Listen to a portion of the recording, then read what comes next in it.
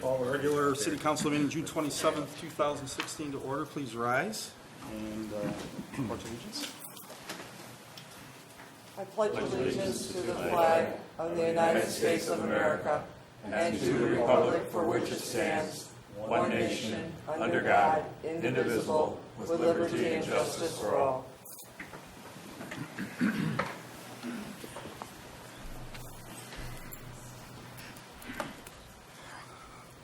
Roll call shows everyone here. Lynn is out.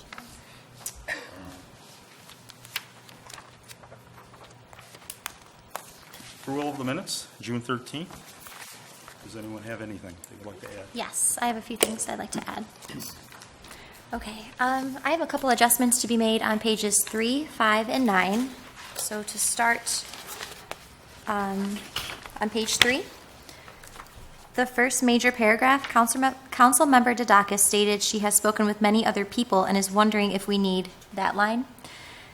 Instead of saying that, I don't know if I said that. I wanted it to come across that based upon my research. I don't want it to seem like I was just speaking with people and came to a conclusion, but based upon my research that I had done, the conclusions I came to. So if we could change that, please. And then also on page 5,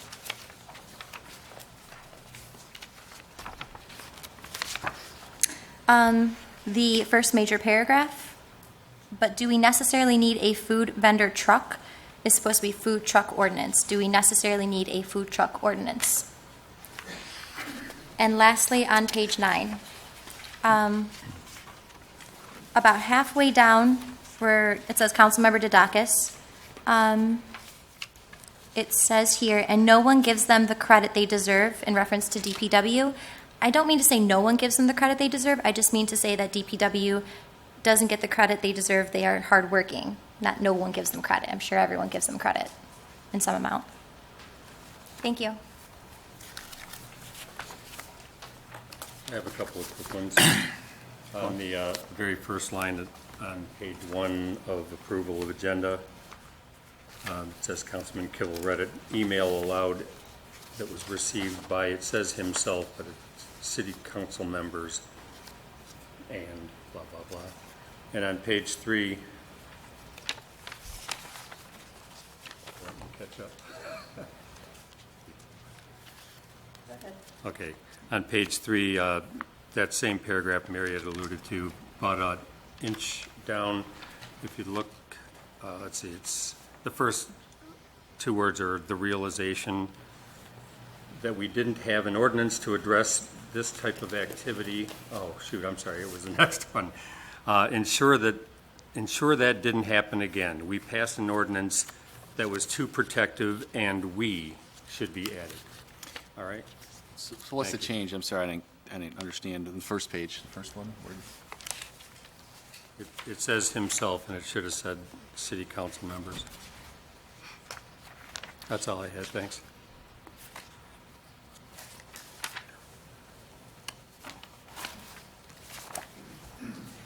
I make a motion that we approve the minutes as amended. Well, I just got a question. I don't recall receiving that email from Kathy Swan, so I don't remember council members receiving. Well, everybody's name was on the address bar, so I made the assumption it was mailed to everybody. So it was from her email to me, so I didn't put the address bar in there. That's strange. Okay. Okay. Yes. Made the motion. I'll second that motion. All in favor? Aye. Aye. Approval of the bills, there are none. Approval of the agenda, is there anything that needs to be added or subtracted from the agenda today? Mr. Mayor, at the fire chief's request, we would like to add a new business number 11, the sale of fire apparatus. And I believe to add it at this point for action, we would need a supermajority vote. Mr. Mayor, I think the supermajority only applies after you've approved the agenda. I agree. No, actually, it's, if you have an action item, Amend it. I guarantee you that's the intent, had been the intent, So even the night of? Yes. Before approval of the agenda? unless it's of an emergency nature, yeah. I don't think that'll be hard to get, so just a formality.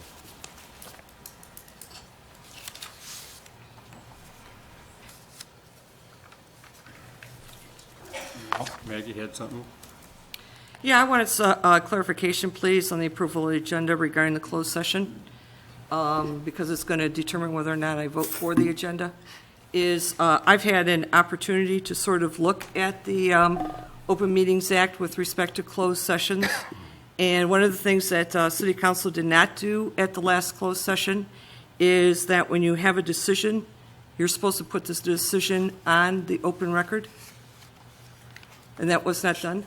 Which decision are you, I mean, That was the decision when we had the police here. There were two decisions made in that meeting, and it was not put on the record. I'm not sure I know which meeting you're referring to. The last time we had the police contract here, Yeah, we didn't vote for it. Is that what you're saying? I mean, As long as you make all a decision, actions- the all open meet- actions have to be taken in an open meeting. Pardon? You can't take an action by council in the closed meeting. that's right, and we made a decision in that closed meeting. And the decision was to take certain action with respect to a contract and to permit somebody to continue negotiating. Those are decisions under the Open Meetings Act. Decision. To disclose your strategy. Decision means a determination, an action, a vote, or disposition, a proposal, a recommendation, a resolution, a measure on which a vote by members of a public body is required, and by which a public body effectuates or formulates public policy. So as long as you had a determination as to how you were going to deal with that issue, that should have been on the record. But we didn't approve anything. We did. We did not ratify the contract. We didn't approve the contract. It was a discussion about what our strategy was for in the event we were to approve the We rejected the contract, and that is the decision. That was the decision. That was the decision. There was no contract to reject. Well, It had not been We approved. talked about it. Decision means a determination. Well, I got to say, I mean, we did come to Did. some sort of decision, and in the past, Did. we did have 7 closed sessions in the first half of the year. Many times when we talked about, came to decisions, and we never came out of closed session, in the closed session, and voted on that. So I'm concerned as well, because I know in the past, we had very many closed sessions that, quite frankly, I don't think needed to be closed, that we could have discussed in the open to have a fair and honest decision information for the public. So I think you're onto something here. It's perfectly reasonable to take closed session for a strategy on contract negotiations with your labor groups. That's exactly what we did. No, we made a decision. The contract was rejected, and the city manager was given authority to continue negotiating. That was the decision. There was no That was the contract to strategy. discuss. Yeah. That was the decision. All right, Any hold on. Hey, decision. hold on, guys. Tim, I want a little input from you on this. When you go into closed session about labor strategy negotiations, it's typically at the request of your attorney to provide advice and gain direction. It's possible to get that direction without a decision being made. It's based on the discussion in closed session. Now, I don't have the date of the meeting. I don't know what the agenda says. I don't know what the minutes say about the action that was taken after that. Do you have the date of the meeting? I believe it was in March Of which year? 2016. It was a couple months ago.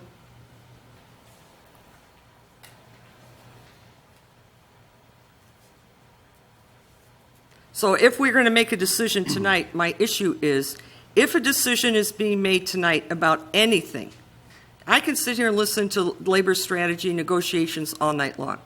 But if a decision is made to accept or reject a particular position, and a decision is made to give somebody continuing authority to negotiate, those are decisions that need to be placed on the record. And if council is in agreement with that, I'll vote for the agenda. But if not, then I'm voting no.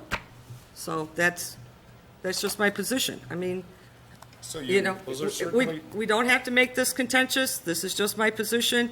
If you don't agree with it, then you don't agree with it. No, Mr. Mayor, I want to make sure that I understand whether you're making the accusation that the city has not followed the Open Meetings Act on a particular date in March of 2016. Notwithstanding that, those are appropriate motions to make after we come out of a closed session and go back into open session. It's not unusual to have a motion that says to follow the recommendation of the council if it was based on an attorney-client privilege communication, where there's been a written recommendation on a particular direction to take, or based on the discussion that occurs in closed session. The same type of motion can be made. I'm not disagreeing with you, except with respect to this evening, I don't have enough information to know whether the March 16 meeting occurred the way that you're characterizing it. Well, I sat in the meeting, so to me, it's not an allegation. I sat in the meeting, and that's how I felt. I researched it. I did my research. I made my phone calls. And clearly, the advice I got was that labor negotiations are what they are. But once you make a decision on those negotiations, whether to reject or accept what is before you, or to give someone continuing authority to negotiate, those are decisions. You don't have to go into the details of why you're rejecting. Yeah, and This is grandstanding. We got this agenda Thursday. Did you have any discussions whatsoever with the city attorney between Thursday and today before this meeting about action item number 10 on this agenda? Yes or no? This is a Or, public I'm sorry. meeting, and I don't answer to you, Kramer. Okay, well, that answers my question. You did I not. don't answer to you. Okay, I'll ask the city attorney. Did the council person to my right have any discussions with you about this closed session? No. Thank you. Mr. Mayor, if I may, I don't want to have contention here, but I will say that being on council last year, we had a lot of closed session meetings, okay? And I can guarantee that there were decisions made, and I can guarantee if you look at the records that we didn't come out of closed session and make an actual vote. So if the concern is, Open Meeting Act is very clear. If you come to a decision, she read what the definition of a decision is, you have to come out of closed session, you have to vote on it. Even if it's just strategy, you have to vote on it. So if we're going into closed session tonight, it needs to be very clear for everybody. When we come out, we're going to be voting on it, and we're going to make that public, because that did not happen in the past. Well, was there any motion made after the March 16th motion or meeting when we came out of closed session by anyone? Please. I don't recall. I thought, quite frankly, it was my understanding that when the decision was made in the closed meeting, the city clerk was there taking notes. So to me, this was my first closed meeting that I had been in. I thought that the decision that was made in that meeting was placed in the minutes somewhere. They weren't in the minutes the following meeting. I then went and began investigating and saying, okay, what happened here? Why wasn't our decision placed on the record? And so I said, okay, and then I got a little derailed because I was investigating the bond issue, and so my time has been consumed on some other issues, and then now we have a closed meeting, and now this has come back to the forefront. So that's just my position. Glenn?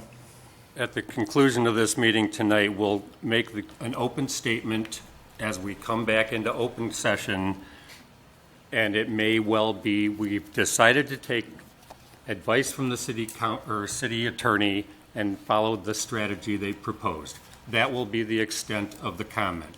It won't be as specific about what we will or won't do. I don't know. We'll see. We'll see what the discussion is.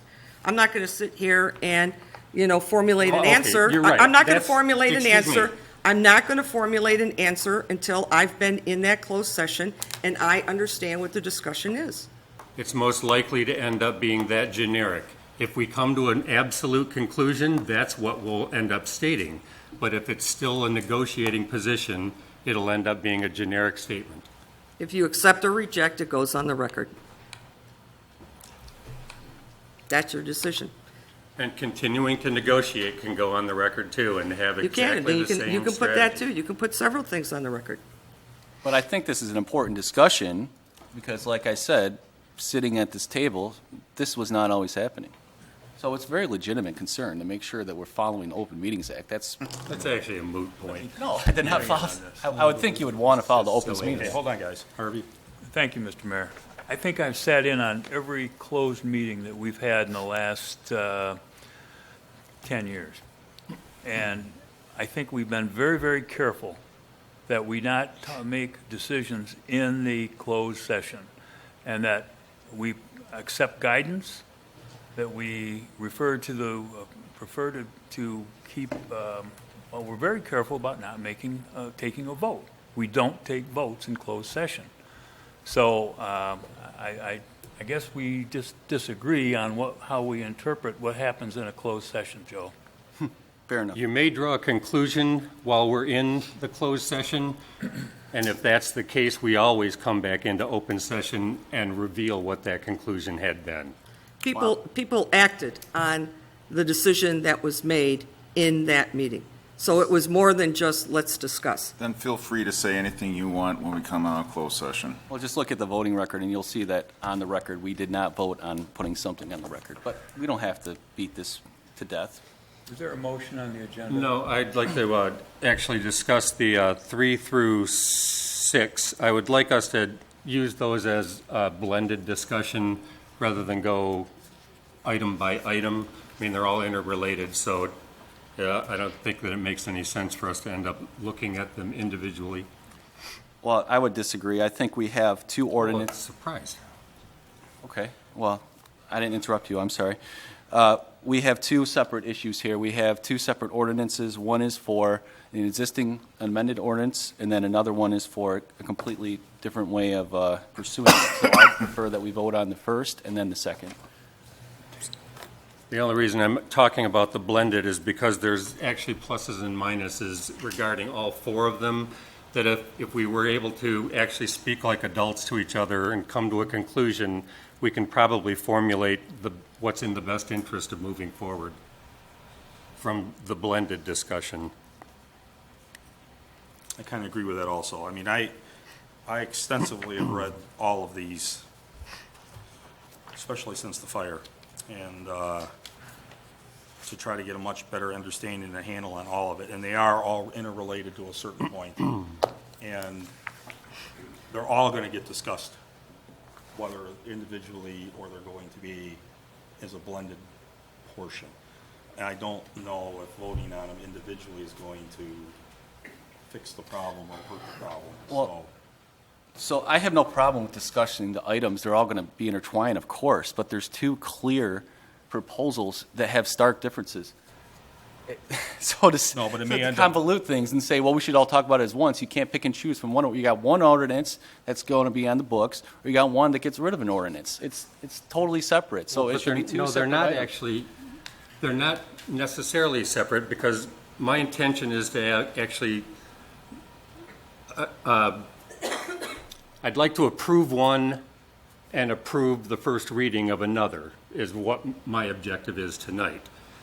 But. Then we should vote on them separately. It's that simple. That's why the agenda And is. that's fine. What I said is I would like to see a discussion that's a blended discussion of all Absolutely. four of these.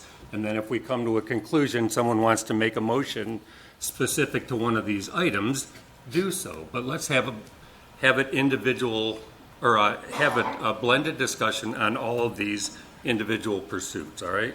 Sure. I make a motion that we approve the agenda as amended with the addition of number 11. Second. All in favor? Aye. Yes.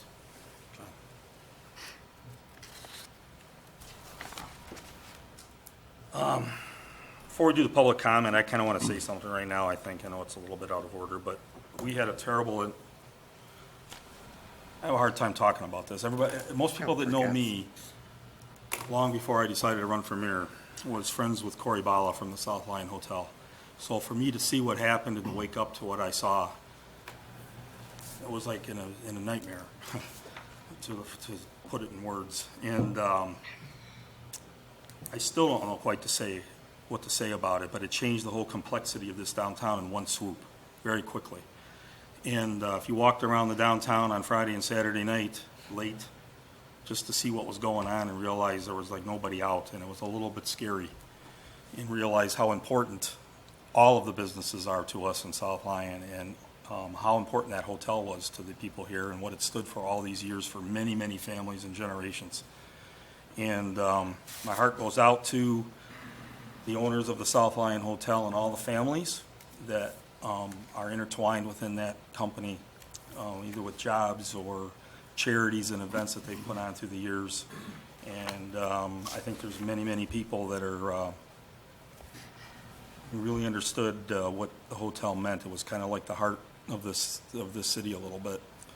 And I've had a hard time, but it's made me relook at a lot of different things. You can't make harsh decisions and rash decisions based on emotions, but this was emotional for me, and I had to put the two things aside.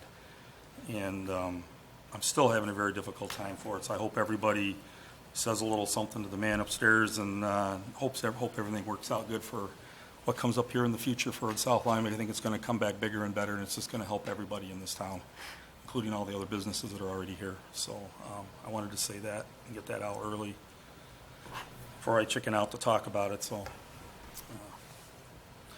public comment. Microphone and state your name.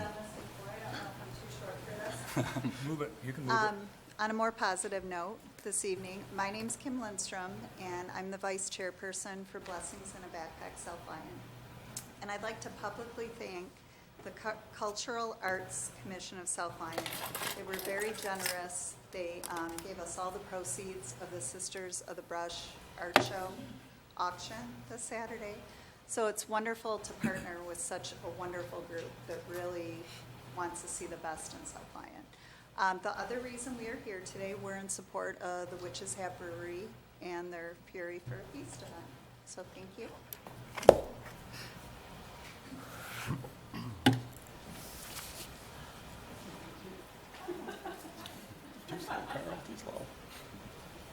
Yeah, and on a good note, hi, Josie Kearns, Cultural Arts Commission. I was just going to say that I was going to thank them because they did a great job and stuff.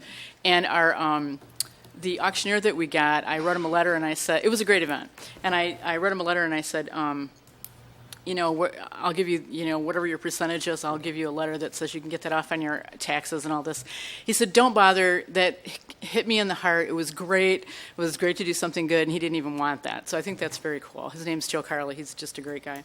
And the other thing is that they were great. Blessings in Backpack were great, and we raised $870, and that fills 362 backpacks for fall. So it was very, very cool. And we're working on getting more people there and all of that stuff, but all of the donated art sold, so we were really happy. So that's just my quick report. And Maggie got one, too. The encaustic that I wanted, but oh well. Anyway, thank you.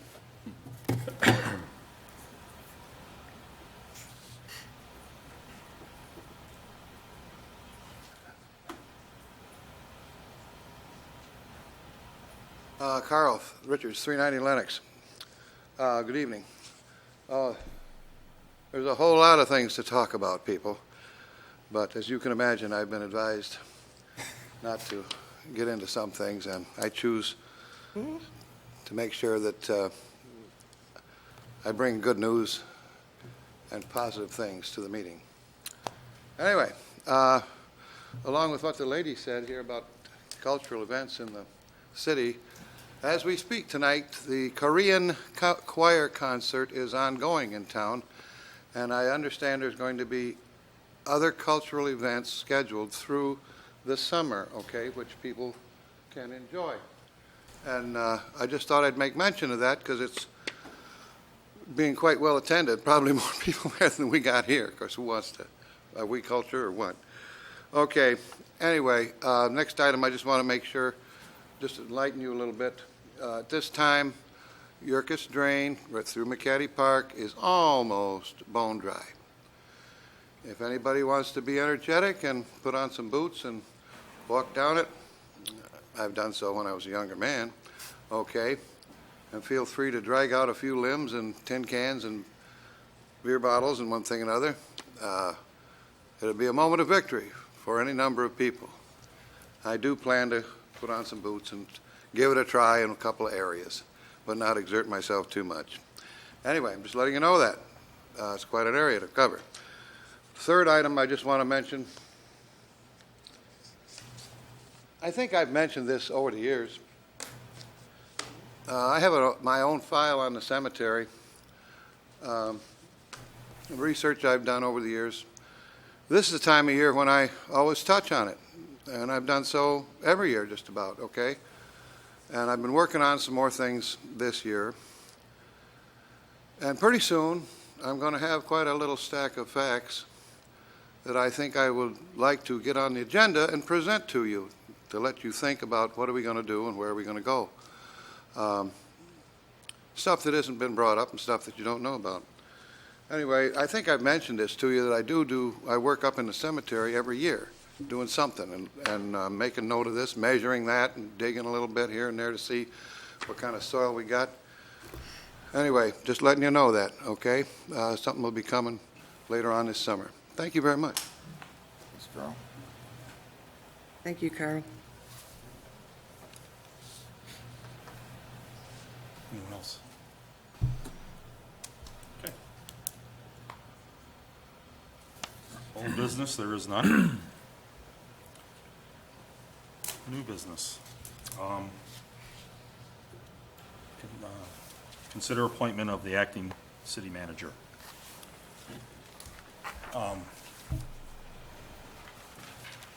Bob was the interim for first 2 weeks, 10 days, basically. He's on vacation. Just want to get out in front of this and do something that's going to be beneficial for everybody on the city and everybody on the city offices and all the department heads. And try to do something proactive, get a more permanent temporary position as a council so we can see what comes next. So that was my intention of wanting to do this. So Tim, do you have anything to add to it? Mr. Mayor, Council, I've laid out the charter provision. I think you want to have somebody that's acting city manager so that you have somebody that can make decisions. So my intent was to have the appointment for Lloyd Collins to do that position on an interim basis. I don't know exactly what the length and the terms would be and how long, but we don't know either, I guess. So Mr. Mayor? my objective to do that, but the council has to also agree with it. And I think Lloyd is a perfectly good person to handle this position, to add a little stability and some things that need to be done at this time. So, the city's been running actually pretty decently, but I mean. I do have a little bit of experience, having done it several times in the past. To accept that offer, I would want to make one thing very, very clear. The last time we didn't have a city manager, I did not apply for the city manager job. I am 100% happy being the police chief, and I have no interest whatsoever in becoming the city manager on a permanent basis, although I'm happy to do so on a acting or interim basis. May I? I have a few things I want to say regarding this. First of all, thank you, because I think you do a fabulous job at everything you do, either department head. So thank you. And secondly, I feel as though this is a very difficult subject. We're in the dark because how long is our city manager, our current city manager, Lynn Latter, going to be gone? That's the question that was not answered. Also, I don't think it's appropriate to speak and address all the other questions that I have, being as Ms. Ladner is not present. That wouldn't be fair to Ms. Ladner. However, I do wish to, I don't know if this is overreaching, but to have a breakdown of how many absences have been caused or she has taken. And I don't know if that's overreaching, and who could get me that information. However, I would be very interested to see. That information would be available in the bookkeeper's office. Okay, thank you. Right there. Anybody else have some comments? John? Thank you. I understand that Lynn's out, but I'm like Mary. I'm in the dark. I really, at some point, would like an update on what exactly is going on. I understand there's some health issues, but we just need to have an idea. And we also need to know what our options may or may not be. depending on the length of the absence and the nature of the problem. And I mean, we don't know. So, I mean, at some point soon, I would hope that we can get an update on her status. Right, well, that's a very, That's a problem. that's an issue that I think needs to be addressed because we need more information on this subject. Maggie?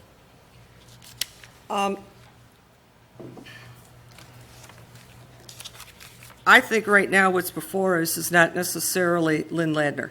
I think I was absolutely shocked to find and appalled to find out that nobody has been in charge of running the city since Friday morning. No, that's wrong. Who? I mean, since last Friday, Bob Martin was here. Oh, He left for Hawaii on Friday. He left for Hawaii. we have not had an acting city manager since Friday. We have And had, that's a- wait, Maggie, who has Maggie, been in Maggie, charge? Wait a second. Who has been in charge? All the department heads and everybody stepped up during that time. I spent all my time as much as I could in the office, which is not supposed to be what the mayor does, and I did. And everybody did what needed to be done under the necessary circumstances. Okay, nobody has been in charge of the city officially who has been appointed by city council since Friday.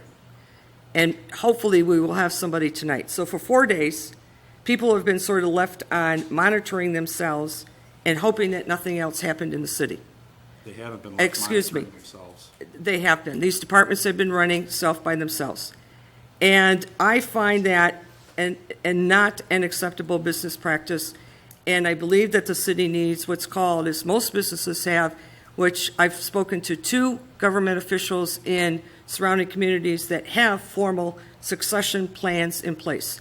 So that if anything does happen to one of their executives that is running, there is a succession plan that triggers who is next in line to run the city during an interim basis until city council can meet.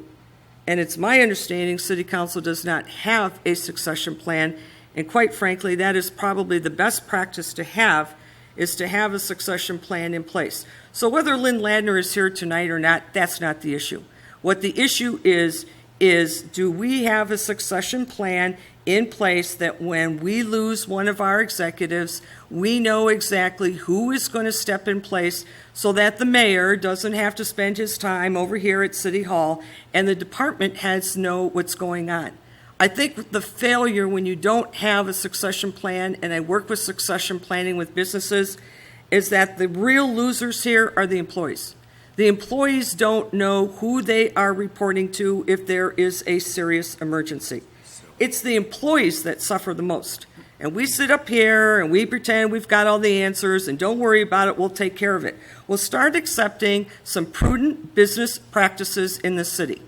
Because I got to tell you, when I found this out that nobody was in charge, I said to myself, this city's in worse condition than I thought. You don't even know who's in charge. So I'm going to say keep Lynn Ladner out of it. She's not the issue. It is about the failure of the city to put an effective succession plan in place so that we don't have these discussions. If you want to deal with Lynn Ladner down the line, then you deal with it down the line. But tonight, get a succession plan in place. And Tim, I would ask that you draft a succession plan, put something down so in 30 days we can look at it. And if the city manager is not here, we will know exactly who is next in line to take that position, so nobody knows at 4 o'clock on a Saturday afternoon who's in charge. That policy will trigger. And I spoke to several governmental officials that kind of laughed when they heard South Lyon did not have a succession policy, because they figured, well, that's the way South Lyon does things. So I think keep Lynn out of it. She's not part of the conversation tonight. Okay, let's move on. Let's get a plan in place. I still want the update.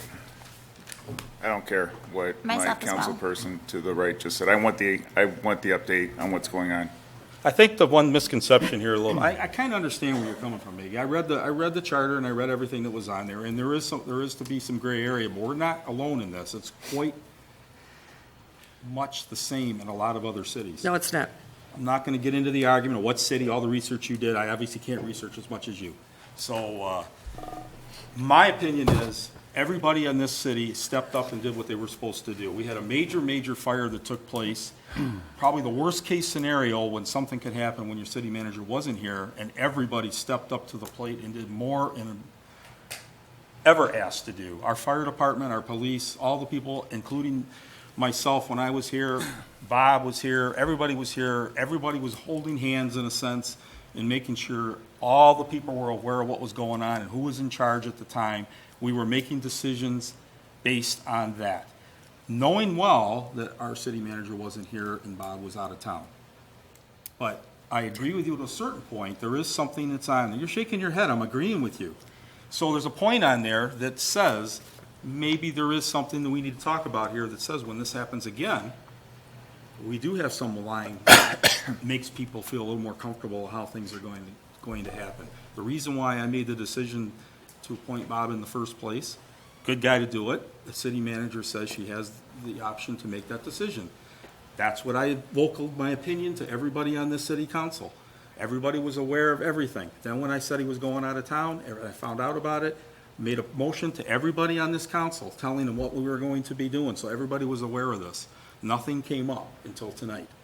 So the comment was made, we're going to appoint somebody tonight. It is about our past city manager, and it is about the practices of how things are right now. We're trying to solve that. And if we want to go a little further down the line and look into something that maybe we can have an action plan into place, I'm all for that. But it doesn't mean that everybody did anything wrong. And that's the insinuation that you're trying to make, and that's No, not the it's case. poor management. It's not poor management. It is horrible management. When you don't have a policy in place as to who succeeds your executive. I'm going to stop it right now. Well, it's Enough free speech. damage has been done. It's free We're speech. trying to solve the problem here that has gone on for many, many years. The charters are written a certain way to protect the way the government is run.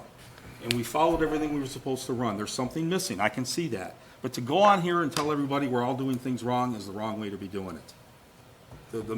Again, the message is not being portrayed the right way. The reason behind it, maybe. But the way it's being portrayed, no. And I'm going to disagree with you on that part of it. That's it. I'll make the motion that we appoint Chief Collins as the acting city manager. Second. Further discussion? So there was some talk about wanting days and all that. I mean, that's fine, the request. That can be available in the HR. We don't have an HR department, but through City Hall. Bookkeeper. Yeah, bookkeeper, thank you. Yep. But when it comes time to somebody's medical condition, I'm not a doctor. I don't know. None of us are doctors that I'm aware of. That's what hadn't been asked for. So, Asked for days out.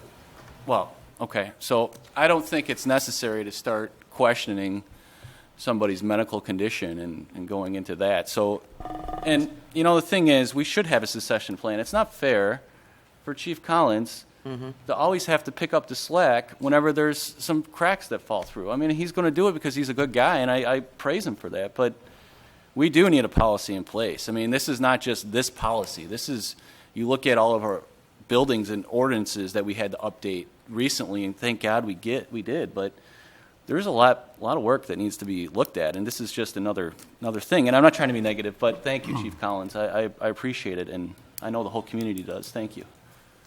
Mr. Mayor? Actually, the mayor and I had a rather extensive discussion, and all the prior times I was more than happy to put in the additional time with no additional compensation. And this time the mayor and I discussed a potential agreement, and that may need to be incorporated into the motion. Well, wait a minute. Tim has that, probably. What's the agreement? What's the agreement? Wasn't really, Yeah, I mean, I don't have any for it. I had a brief Oh, what a conversation on the way kangaroo, in. please. This is just a banana If republic. Mr. Mayor, Councilman Waddell, I don't know if you had something to add first.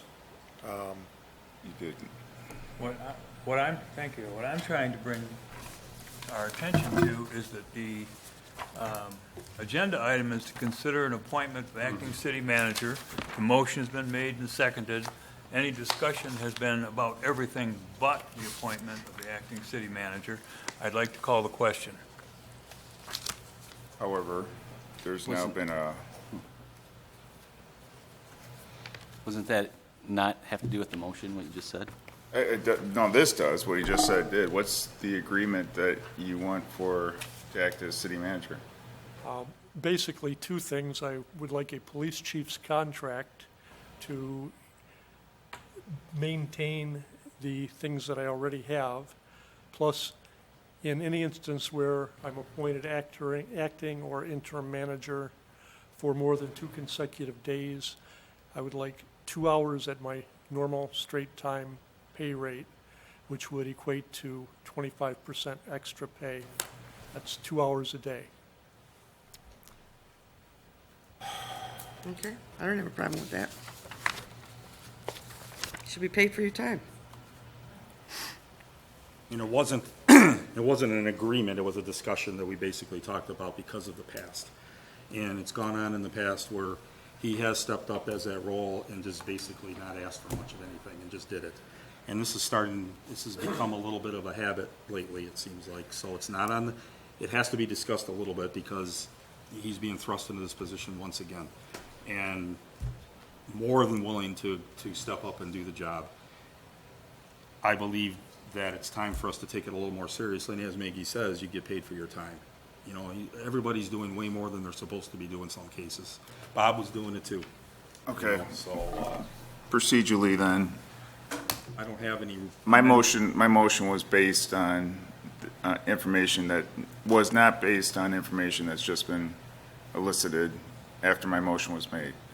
Do I withdraw my motion so we can have the discussion? Because at this point, I need a better understanding of where this is going. So at this point, I'm withdrawing my motion. I believe the maker of the motion can withdraw it, even though it's been seconded, correct? Yes. I'll withdraw the second. Also, Mr. Mayor, if I can, I do have basic information. It's my understanding that Lynn's anticipated return is July 5th, currently. And I will be providing you with additional attorney-client written communication regarding this issue, and hopefully provide you with some guidance on various issues that come up around that issue.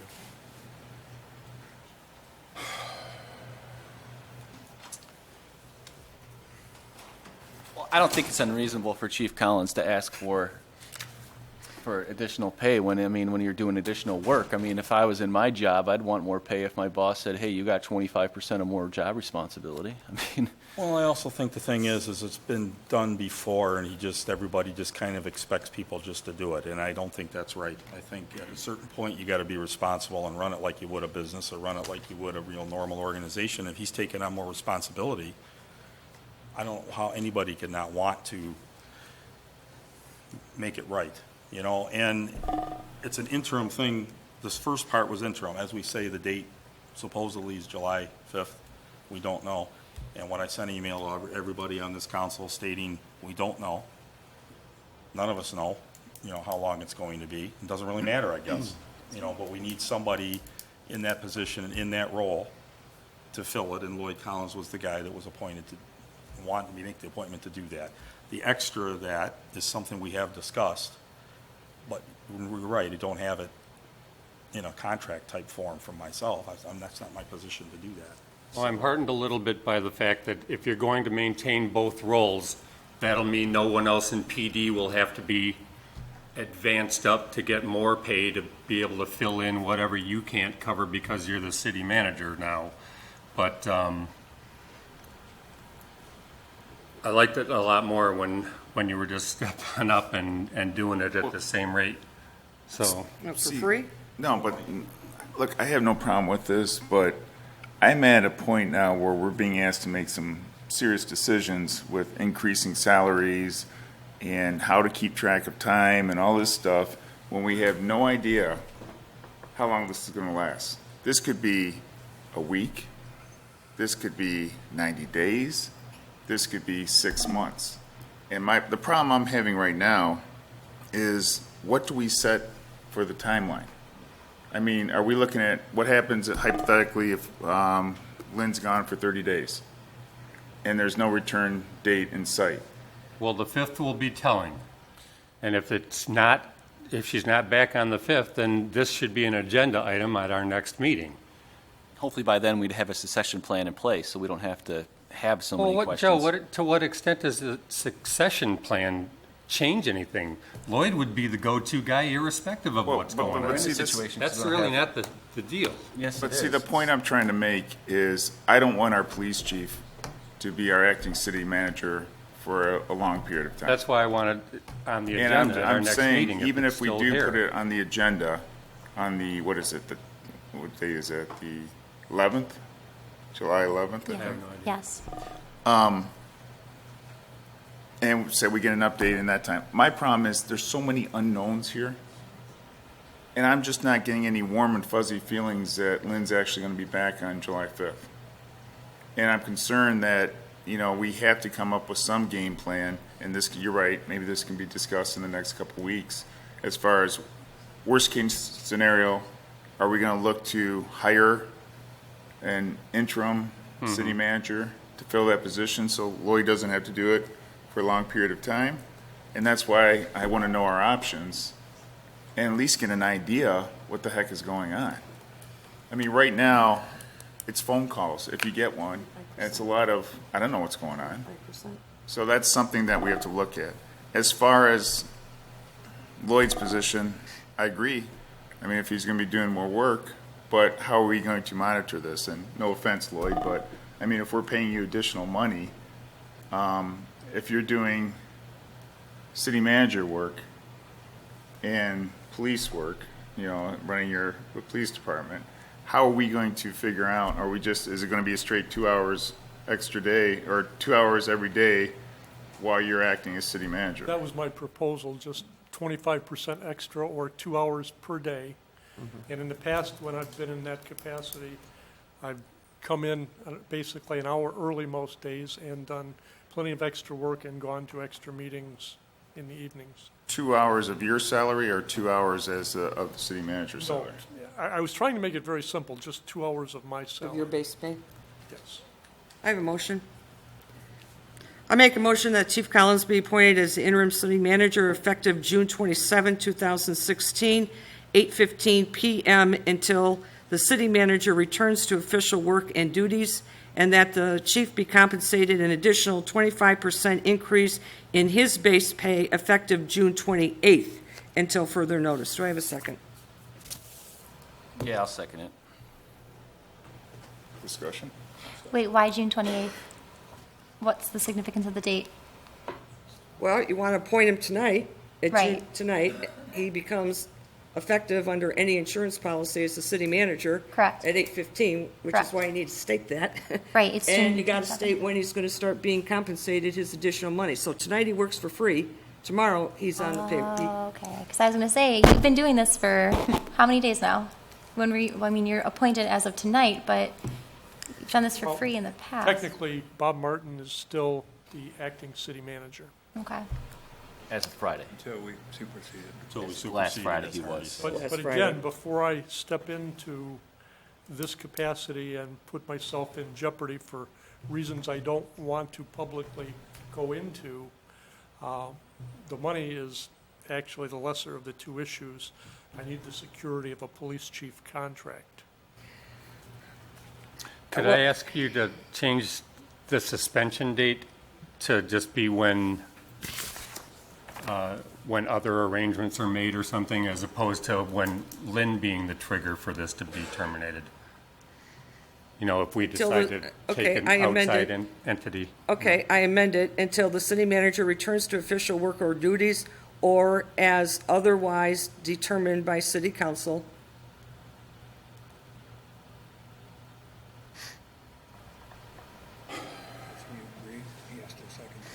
Is throwing a contract for that together quick?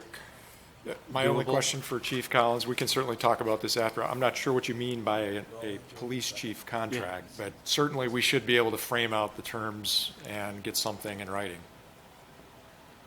I do have a proposed agreement to present to the city attorney, but I was not sure that this was the direction the council was going to choose to go tonight, so I did not present it to him yet. Okay, but you have something that's a rough form? Yes, I did. So- Well, that should streamline that. Mr. Mayor, I got to say, this is important for you to have a contract, okay? I mean, you need to be covered, the city needs to be covered. So I do not want to wait 2 weeks till our next council meeting to make it official, okay? So if we need to have a special city council meeting, what is it? We need to give 24 hours notice? Or correct me if 18 hours. 18 hours? Let's do it. Let's set it up. Let's not play games. Get your contract into Tim, get it finalized, and let's meet again, vote to approve it, give the notice, and make this right, do this right. I don't want to do this like we But did in get the your past. motion passed so you got somebody running the city. Well, yeah, of course. But I'm just saying, on top of that, we need to do this, and if we need a special meeting, I'll be here. So, So we have a motion. You said we have a second. yeah, I second it. Any further discussion? All in favor? Aye. I'm not, but that's fine. There's just too many unanswered questions here, so, Well, I agree with you, Mike. I mean, All right, let's move on. yeah, okay. I want to move on, but I do want to Nothing say against you, something Lloyd, for a it's just, second. Sure. there's just too many unknowns. Maggie's right. I mean, and you saw my email that I sent everybody, that is a very uncomfortable position that we're all been put in. It doesn't matter what the situation is. It just is, it's a very uncomfortable position for all of us to be in. We don't have an answer. We need to have something that we can make sure is in place, so something like this doesn't happen again. And the only way to fix this was to do this tonight this way. If we need to go further down the line and do it quickly, then I'm all for that as well, because I think it's a very uncomfortable place for all of us. And we shouldn't be this way. None of our department heads should be this way. Things happen. I'm not saying what the reason is for it, but we have to protect ourselves as a city. Yeah, additionally, succession planning deals not only with the city manager. You know, hopefully when you draft the succession plan, you'll also include department heads. I think it's also important that department heads have at least somebody who can stand in for them when they're not here. Like, for example, there's nobody here from DPW, there's nobody here from the water department, and clearly there should be somebody here when their department head is not here. That's part of succession planning. Whenever the chief is not here, he has Lieutenant Sovic. Whenever Chief Kennedy is not here, he has his deputy here. So succession planning is not just for the city manager, it is for all department heads with an understanding that succession planning adds stability to management. So that's the big issue, is stability. Thank you.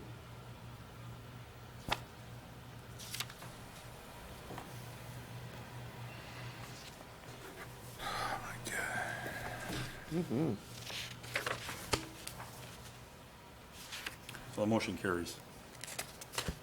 So on that point, though, Tim, what is your timeline? For what? ASAP.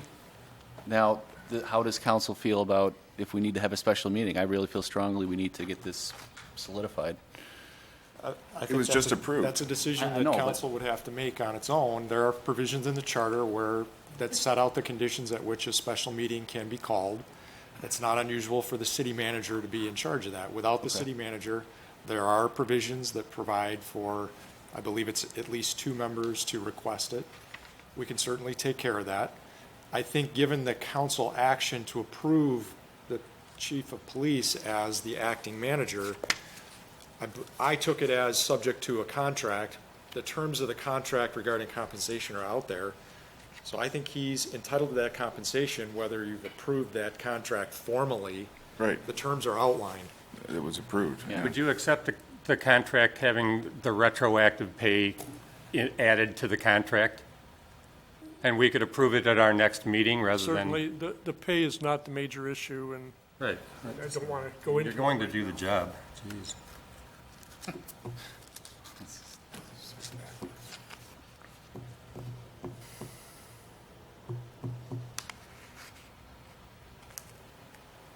We on 2? Yes. Yeah, this whole processing. Middle of the night. Consider the approval of the budget amendment.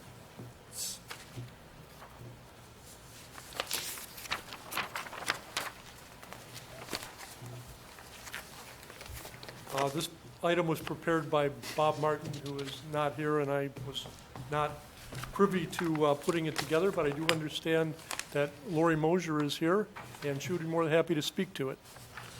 I don't know if she'd be more than happy, but she'd be willing. If there's any questions,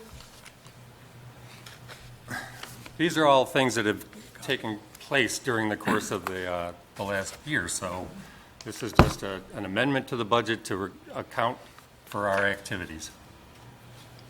Harvey? Well, that's very true. And it does bring our budget up to date. It's been my opinion right along that this should be an ongoing process through the year.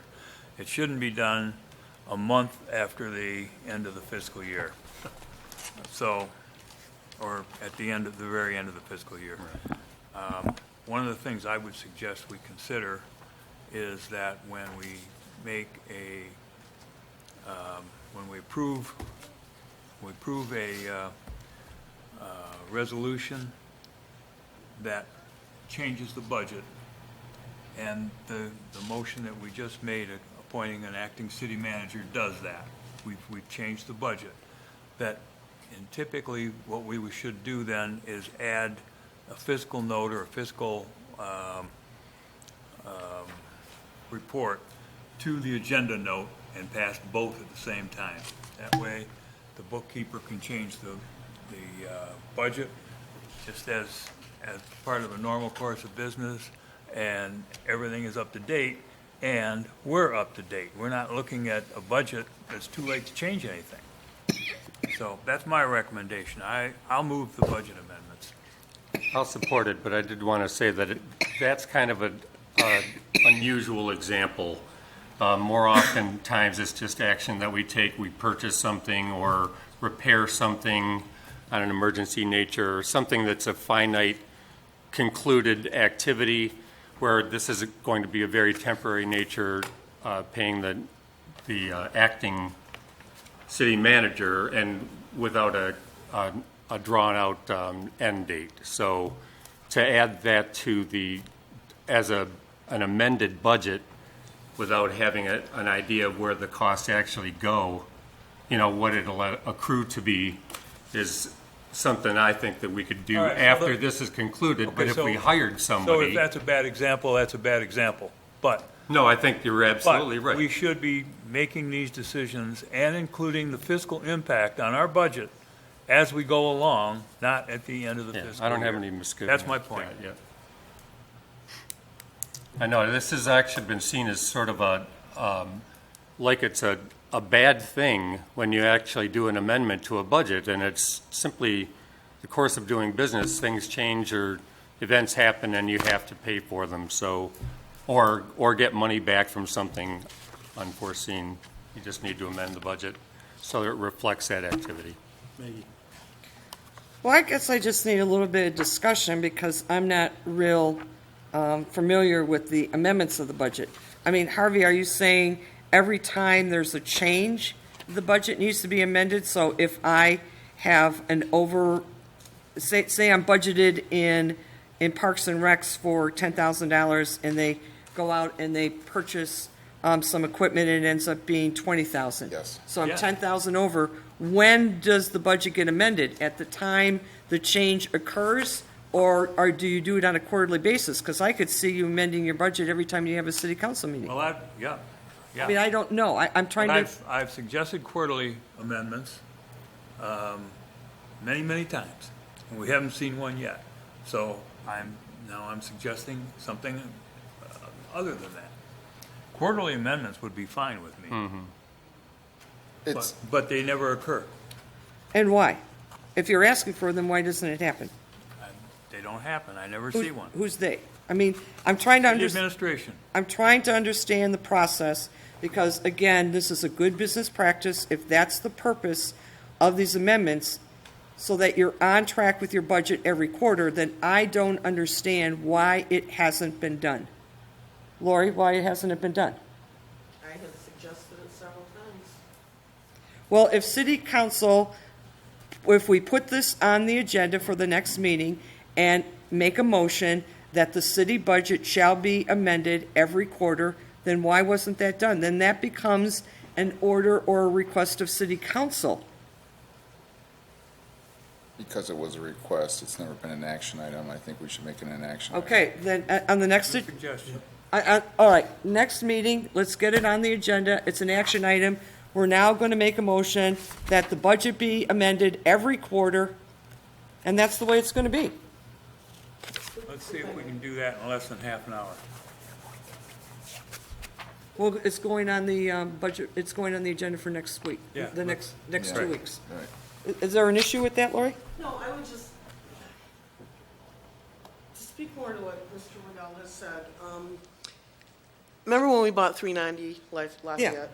We never budgeted for that. So when it was brought to council for the purchase, we should have had the amendment with that purchase request right then and there. For the larger items, I can see that happening. Now, during the course of time, I don't know if you've noticed, major and local streets went over, a lot of snow, we bought a lot of salt. Those are the types you would do quarterly, those types of amendments. It's just like day-to-day working. We went over, or if we, like the salt alone in major and local streets was an enormous amount, and that's what we had to amend for. That type of thing is your quarterly amendment. But if you're going to go out and make big purchases, like, say, the fire truck when we did that, of course, that was already budgeted in. But if it was something that came up at the last minute, like 390 Lafayette did, and I think we put a fence around the cemetery that hadn't really been budgeted for, but it needed to be done. When we do those types of things is when we should probably, when we put the proposal to buy the piece of equipment or the piece of land or whatever, put an amendment with it so it's already done. We don't have to go back and try to figure out what's been going on. Quarterly for the incidentals and Yeah, on time when it's something of substance. Yeah, that's my thought. yeah. Provided it's outside of a Something budgeted item. consequential. Right. Right, All right, we'll add that to the motion. You don't need to do right, that. right. No, that's, So Is whoever's, that clear? yep, whoever's doing the agenda, we'll put it on. Be done Got a with it. motion on the floor. who's seconding it? Somebody Aye. second? Glenn did. I did. Okay. All in favor? Aye. Thanks, Harvey.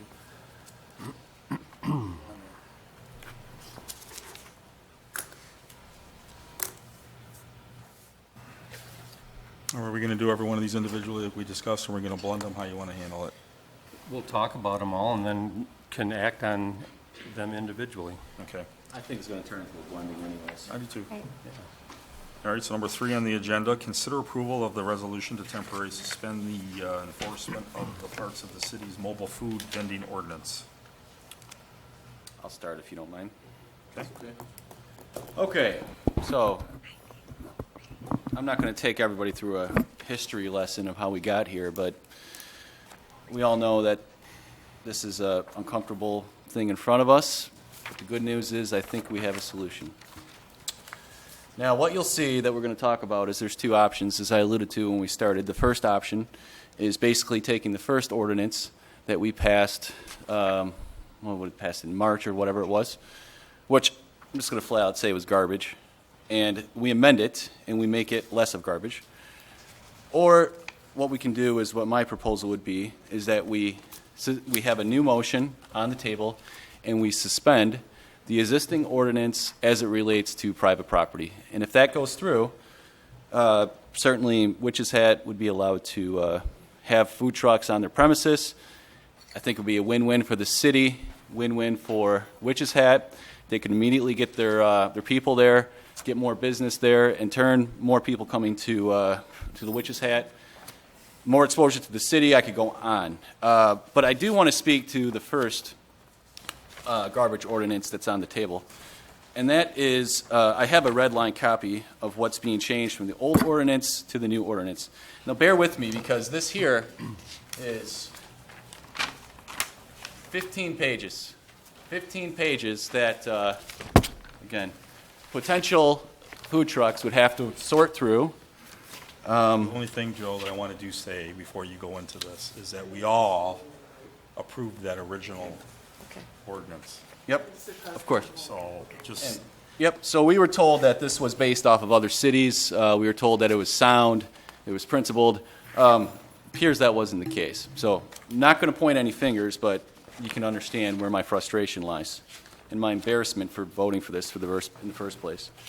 So as we start through these 16 pages of what's in front of us, draw your attention to section 22-232 definitions. Mobile food vending unit shall mean any motorized or non-motorized vehicle, trailer, cart, stand, or any other device designated to be portable and not permanently attached to the ground from which food is vended, served, or offered for sale. So, reading that, I think some things come to my mind. A lemonade stand, if my son wanted to have one of those on private property, that would be considered a non-motorized cart or a stand. It's a lemonade stand. I don't think we're going to be going after. Read section A, right above that. Section A. Provide for the regulation of mobile. No. Section 22-232, subparagraph A. Vending, serving, or offering for sale food and/or beverages from a mobile food vending unit which meets the definition of a food service establishment, including mobile food. I don't think your lemonade stand would apply. Well, that's up to interpretation, just like the rest of this ordinance. So, then, again, okay, what about the Presbyterian Church? They sell popcorn on the side of the church. Are they going to have to apply? Graduation party, are they going to have to apply? I'm not sure. I mean, you're the lawyer, maybe you know. I guess you do. Now, also, it says here. No, I read it. 22. Okay. Permit required. No person shall engage in mobile food vending without first obtaining a license from the city authorizing mobile food vending, obtaining required licenses or permits required by state or local laws. A private property owner shall not allow mobile food vending on site without first obtaining a mobile food vending sponsor license from the city clerk. The city clerk shall prescribe the forms of such licenses and applications for such licenses. Again, they got to go to the clerk. Lisa, I'm sure you're going to give it fast, but they're going to have to go through you, and that's going to take some time. So if they wanted to come on right on premises, they're going to have to go through that. I have an issue with the timing on that. And then also, must submit to the city clerk the required non-refundable application fee along with a written sworn application signed by the applicant by a person with authority on behalf of a business entity on a form furnished by the city clerk. So they're going to have to approach the clerk, and they're going to have to submit a form, and it's going to have to include a whole list of things. I'm not going to read all of them, but just here's a few examples. The name of which the mobile food vendor will be doing business, a description of food and beverages, a description sketch plan, and a photograph of the mobile food vending unit, locations on private property, the proposed hours, copy of their establishment permit license, so they're going to have to submit a whole list of basically things to our clerk and wait for the approval on that. I'm not going to read through this whole thing, but the bottom line is there's something that stood out to me that said an application may be denied for any of the following reasons. And then there's another 9 items, actually 8. No, we went from 13 down to 9, so that was an improvement apparently. And again, at the end of this whole thing, it says a mobile food vendor may have one portable sign. And so who's going to monitor these signs? And it can't be over a certain size. And this is all on private property. So we're going to have sign police. Lloyd, I don't know if you're going to send your guys out there to monitor these signs. My answer to that would be consistent with what I've said in the past. Number one, we don't want to be the food police. But number two, we would act upon a complaint. So if we were called to any potential problem with a mobile food vendor, we then would investigate and take whatever action was appropriate at the time and under the circumstances. So I'll just leave on one final note. It says a person who violates any provision of this ordinance is responsible for a municipal civil infraction, and upon a determination and responsibility shall be punished as provided for in section 1-14 of this code. So anything that they violate in this 16 pages, they're going to be punished by the law. I mean, now we're going to punish the food trucks that want to come in if they don't have their sign is too big. I mean, it's just a little ridiculous in my opinion. So that's why I say let's cut through it. Let's go for what I put on the table, and that's the motion to suspend. All these food trucks are licensed by the state. They have very rigid restrictions. So I say let's let the private businesses do what they want. Let them regulate it. Let's not regulate it from the bench up here. That's ridiculous. So I had a long discussion with Bob this morning about it a little bit. I've talked about it over the weekend with a few people, thought about it myself, read this thing till I'm blue in the face. you're right, it's way more restrictive than it should have ever been. I don't think the intent, doesn't need to go back to that, but the intent was not to do that. And after reading all this, the thing that comes out of it more than anything to me, and I agree with Joe, a different way of presenting it, but the private and the public are two separate things. They always have been, and we kind of lumped it into one big package. And it's made it difficult for us to make a decision on how this thing is supposed to work because there's so much. You know, it's overwhelming. There's just so much. I can see why the food trucks didn't want to come, you know, and quite frankly, I have a hard time on private property trying to regulate this like this. And again, my whole intent was never to do that. After the fire at the hotel and looking at what it did to our business over the weekend and paying attention to this ordinance, I did talk to Joe about this myself. And I thought the best thing to do when I talked to Bob this morning was we went after this really fast and very aggressively to try to solve a problem. And that being said, we put way more information into this probably than we should have. But we said when we wrote it in policy in the beginning, we would look at feedback that came back from all the vendors and came back from the businesses, and we would make changes as necessary. And I said it from the very first beginning. I agree with Joe to a certain point. I think the best thing to do at this point in time is temporarily suspend the private end of this and do a right, feel wrong that we created, because this time last year they had food vendors in their parking lot, and other people could have, and there was no problems really going on other than safety, which they got taken care of. They moved them over to a spot in the lot, a lot of room around the trailer, a lot of room around the barbecue, a lot of room around the truck, leave a space open, problem solved. All the responsibility is on the private business owner and on the owner of the building, not the cities.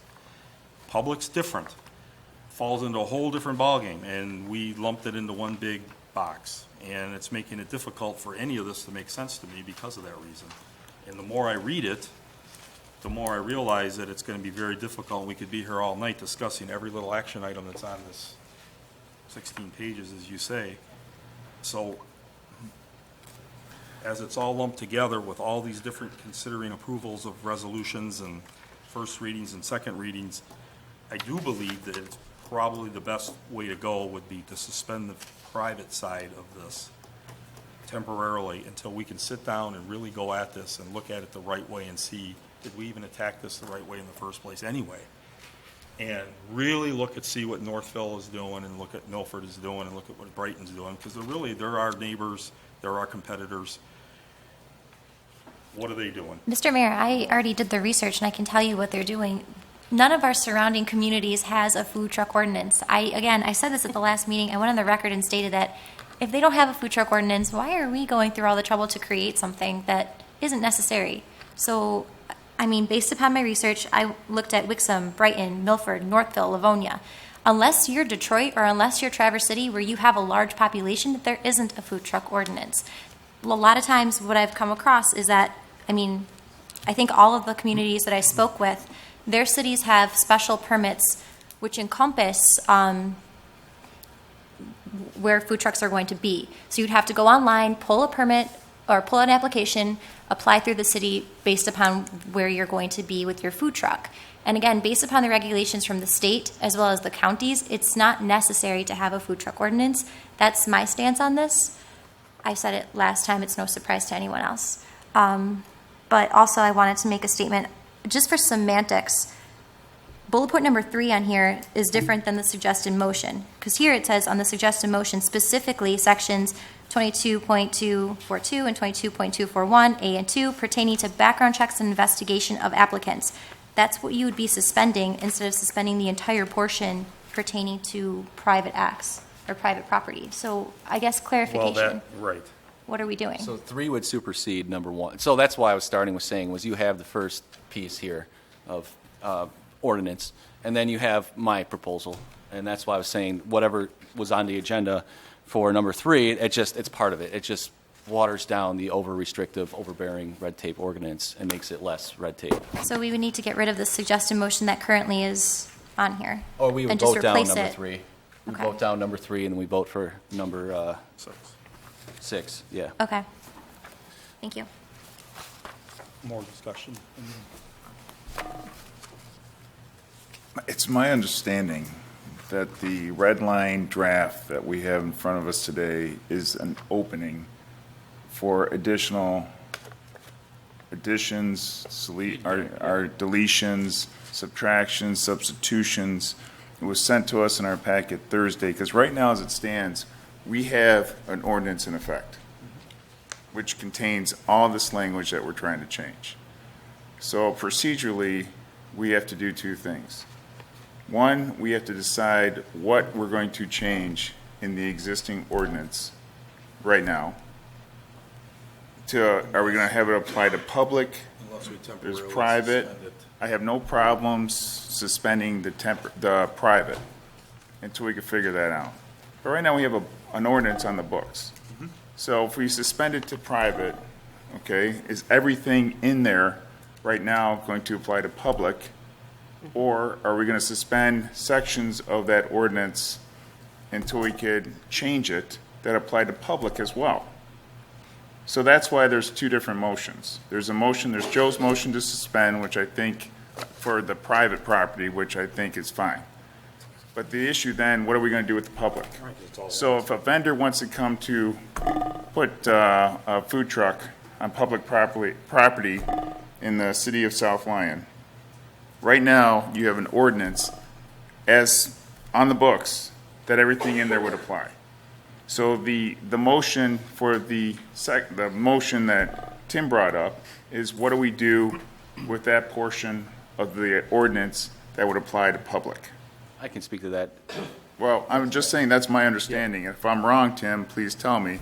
But if you want to suspend background checks and everything that you addressed in your resolution about suspending those sections, that would apply to public, in addition to if we suspended the private, right? So, if I may, Mr. Mayor, the way this was set up was to try and treat all vendors, regardless of location, in the same manner. They get the Right. same permit regardless of location. So then there was the sponsor to allow it on private property as opposed to public property. So suspending just the private property portion, leaves open the question of what do you do for the vendors that apply? Because they can go anywhere. And I did not want to create a different application for public property versus private property. I wanted to license them once and let them decide where they want to go. If they want to go to private property, that location needs to have a permit. Well, Tim, can I ask a question? So, reading this, okay, so we suspend the private property, that's all good, and people go on the Witch's Hat or wherever private property they want to go to. Now, correct me if I'm wrong, but I thought when they fill out a special event permit, they can go wherever they want as long as they fill out the initial. Well, they can't go wherever they want. No, that we approve. That's Right, what I meant. it's They in can a go wherever they special want that event. we approve with a special event. So if we were to just suspend the private and we leave the public in place, then the restrictions would still apply, except for if they were to come before council and let's say they want, like right now, there's a food truck in the farmer's market. That's because it's a special event. So they don't have to, right? It's a city-sponsored and sanctioned event, yes. That's right. So if somebody wanted to go forward, they're not going to be able just to plop into McCaddy Park unless it's a special event. So I think that would be the prudent way to do it, is to suspend the private portion, and then if there's still tweaks we need to make and they want to come in right away, they can apply just like everybody else, come before council, get their special event permit, and they can go on their way. I mean, Right, so the special event was an exception concept to allow what we knew to be existing special events and allow for this type of activity to be included within the special event without forcing people that don't know anything about the ordinance to go through that ordinance. However, I've always told you that they should have to go through. Any vendor that comes through in a special event should go through this if you have the ordinance. well, if the Chamber of Commerce, for example, wants to put on a food truck rally, hey, they're all licensed. All the chamber would have to do is come to the city council and say, we want this event, this special event. They fill out the permit, they give you insurance information, and have at it. Have as many food trucks as you want. I mean, Right. so I think we need to keep the special event, and we need to keep that, I don't know what to call it, loophole, but special accommodations in place. So what I heard last meeting was an objection to the fees and the ability to go on private property. And the background checks were too onerous of a process. So in the resolution that I provided to temporarily suspend enforcement of portions of it was to remove what I heard as the objectionable parts of this from both the vendor standpoint, and when I looked at it, I didn't see any real objectionable part to the private property part. And my concern is if you remove all regulation as to private property, this ordinance currently restricts it to B2 and B3 on your business parcels. If you remove that, you're going to have, they can go anywhere on private property if somebody lets them. That's fine. That's I fine. say get rid of the whole thing. That's fine. For private property. Just let them have at it, yeah. Then there's the Fine. zoning violations. I mean, that's the prerogative of the council. I'm not sure that that's a result. I think there will be unintended Well, consequences. you gave us but- advice before, and I don't think it's good. So I'm making new advice that we change the policy tonight, and we fix this issue tonight, which we had a chance last council meeting, but, so now we're talking about it again tonight. No, So if I may, Mr. Mayor, what I would suggest, though, is that included, if you're going to suspend as to private property, you also address the background check and the other application parts for the vendors, because that was a concern. And then the question is whether you want to adjust the fees to address that concern as well.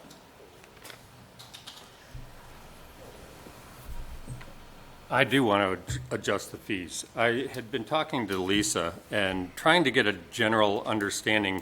I never thought that this should end up being a revenue generator for us. I thought we should end up having a fee that covered our costs, and that I can't imagine processing stuff, because I don't agree with the background check thing either, because you can work in all these establishments in town without having a background check. Why are food trucks so distinctly different than if you were working in a restaurant? So I don't quite understand that. I'd say maybe if you were, selling cotton candy in a truck in a neighborhood, that might end up being a different animal. But if you're, and I do think that the B2 and B3 things are actually important things too. So, but the fee, I can't feature over like $30 to justify the time that somebody is going to actually have to process this document. So that's a substantial difference from what it was before. But I don't have a misgiving with the fee, and Joe had alluded to this host of things that you can be denied for a permit, but the top 2 or 3 of them were not providing, things such as your insurance information, the name of the company, what your name is. So I don't think that's asking so much, If you're applying for an application to do this, conduct this business in our city, I don't think that that's too onerous. Yeah, so I guess that's essentially where I think we should be. B2, B3, $30 application fee, no background check. I think for the time being, that's it. But I do agree that suspending what we've got going now, if we can do it in some protective way where it's not going to be, food trucks could go on some subdivision line of street. The subdivision might like it, but there's almost certain to be people that would grouse about that kind of activity being conducted.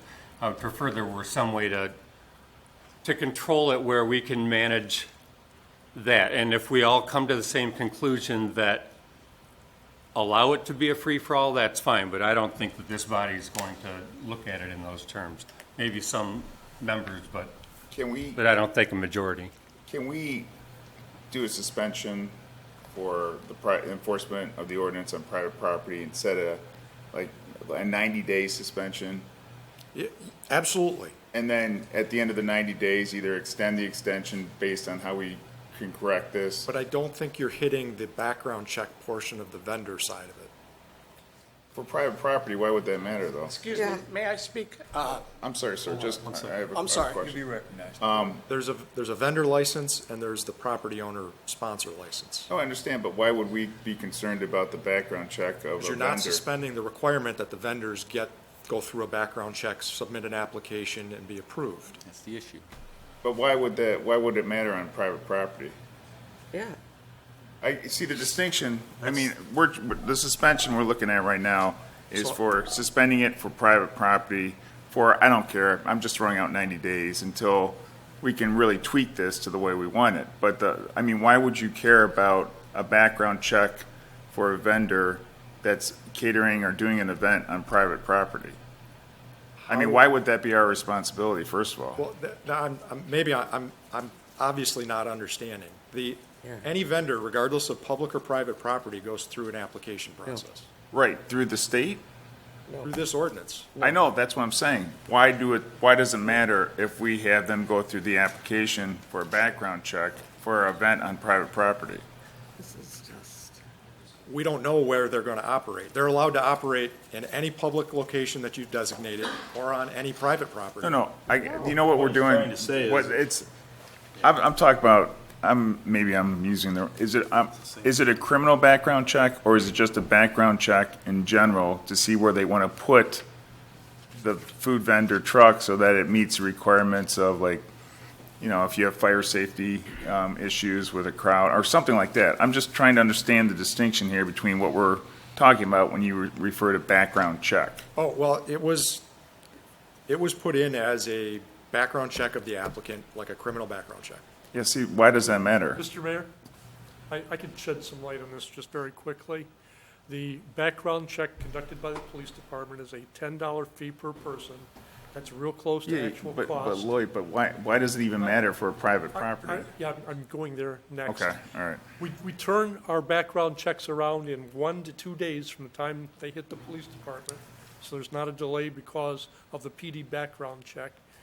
And as I expressed in my written communication to the city attorney and council, as long as it's private property and we have someplace to go and somebody who's going to be responsible for the operation of that food truck in case we get a complaint or in case there's a crime committed, PD is fine with no background checks for private property.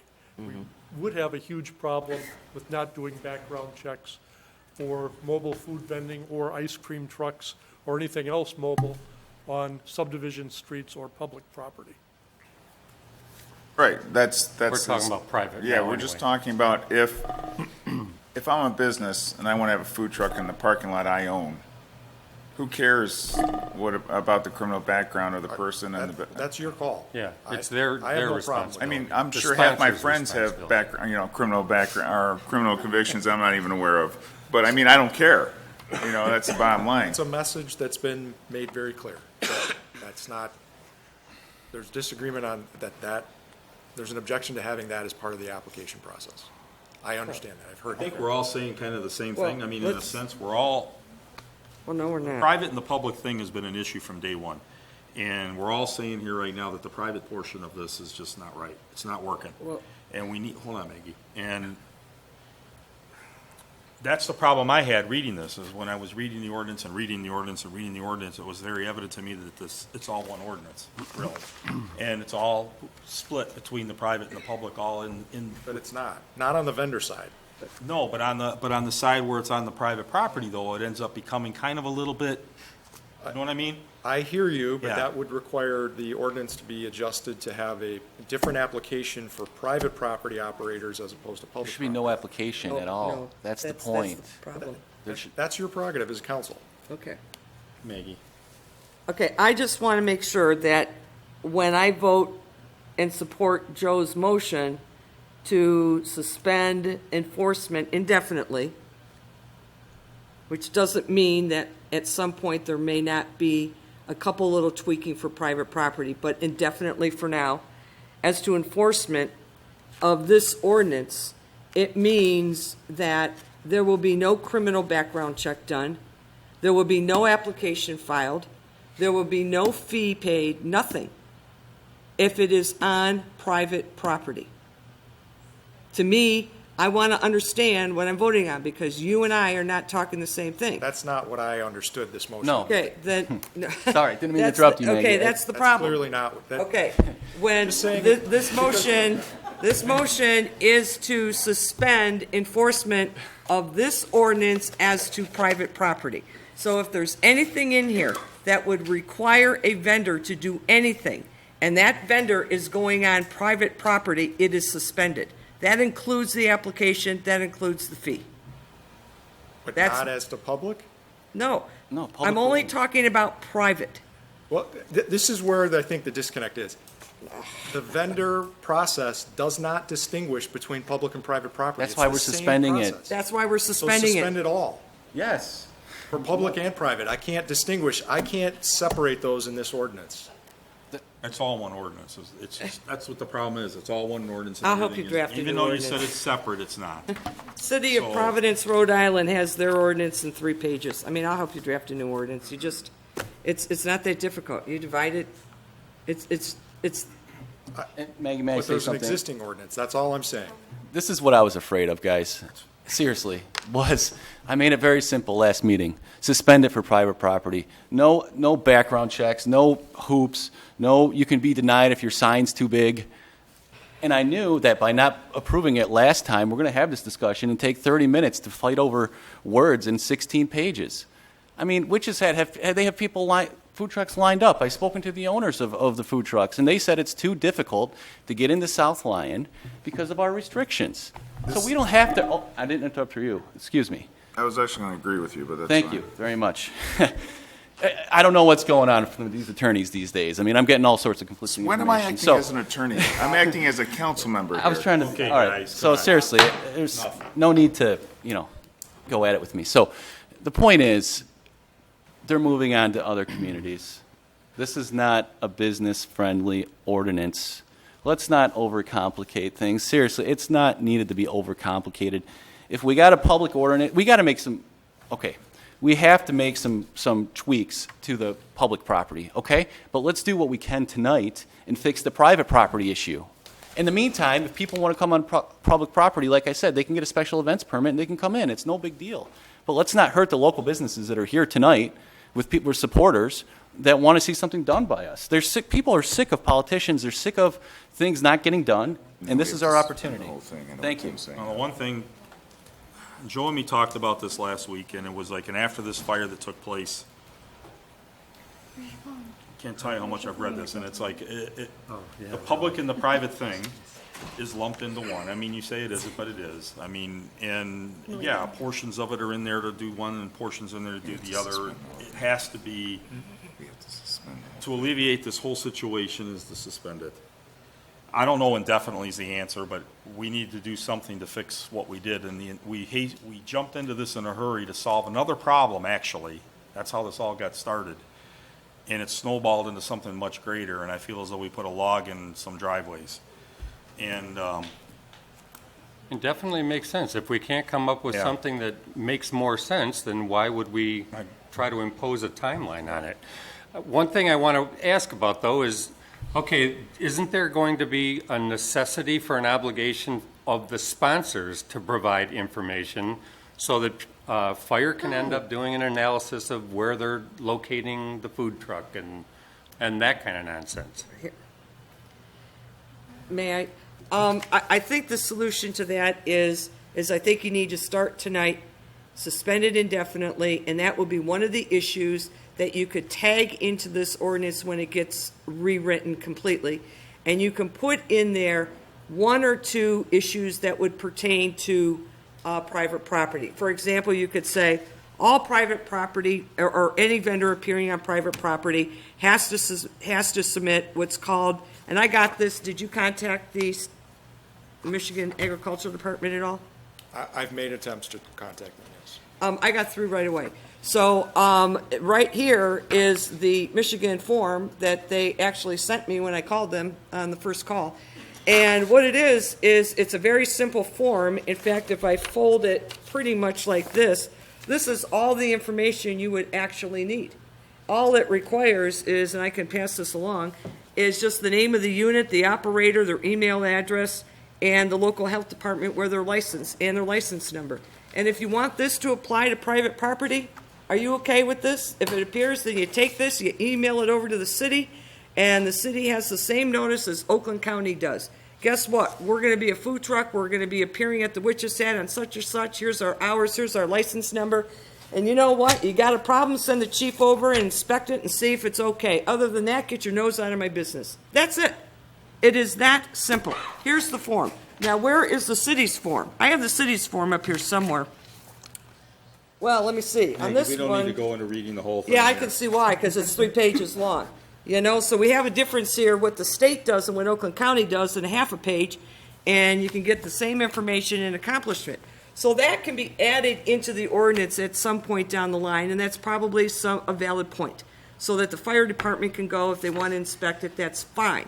But tonight, get it done, and we will tweak it as we go through and deal with a couple little things that may apply to private property, but it won't be burdensome or encumbersome, and it will facilitate economic activity. Mike? Stupid question. The ordinance as written does not distinguish between public property and private property. I'm finally getting what you're saying on that issue. So in order to suspend it, we would have to suspend the entire ordinance. Or can we, I think I've heard what the attempt is. We haven't identified specific section numbers, but I understand with that recitation what the objective of the motion is. I just have to I say, think the staff will understand that. I just have to say, when I was reviewing the ordinance, that was one of the things I added into the ordinance. I didn't have enough time to go through 14 pages. But I started with page 2, and I actually provided the definition of private property, and public right-of-way.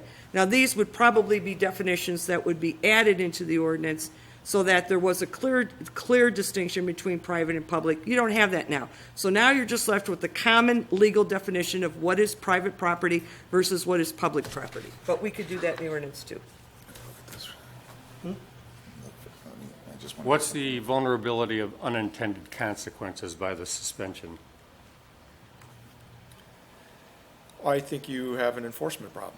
If there's something that goes on that you don't like and you don't have an ordinance that directly addresses it, or if you've suspended enforcement, you have an enforcement problem. You still have an ordinance on the books, and you can address it, and you could, based on what I've heard tonight, I think we'll just repeal the whole thing and start over. I can't That's what I would conceive do. of anything that would be so disturbing that I'd be worried about enforcement. I mean, the taco was cold when I got it. People aren't going to. I think to specifically address your point, I think you're going to be referring to Health Department or State of Michigan licensing, and that's where you would start. Yeah.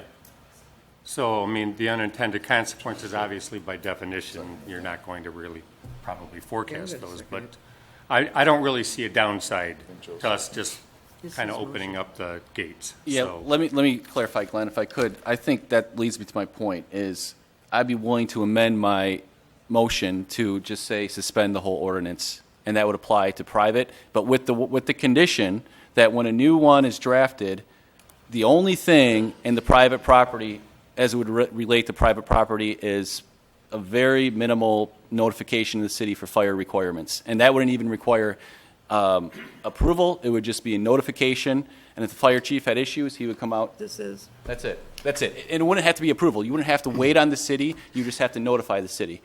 That would be my only condition if I was to expand it to the whole ordinance, is that we're not touching private property when it gets reinstated. Just for the record, about 45 minutes ago, I said that very same thing, that we should just suspend the ordinance. I said it 2 weeks ago.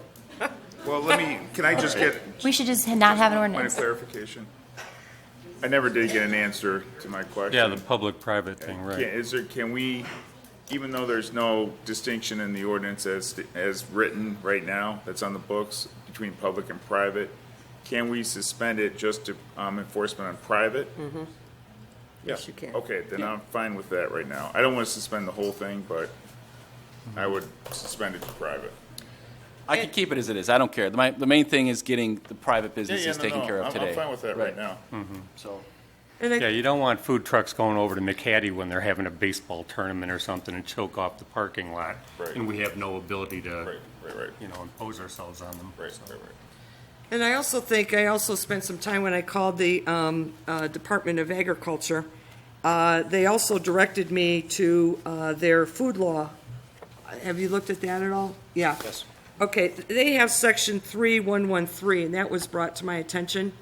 And what that basically says is that a county, city, village, or township shall not regulate aspects of food service establishments which are subject to regulation under this act, because it would be considered a conflict with the act. So did you do a conflict check with the food law when this ordinance was done? Because they recommended that that be done. I did not specifically do that, no. Okay. This is agriculture, you said? Yeah, this is the Department of Agriculture. So I spent some time with them. They were wonderful individuals to speak with. They were very, very helpful. So they mentioned that too. So that's why I asked the food law. Okay. On a side note, I really don't think it's necessary that you're raked over the coals.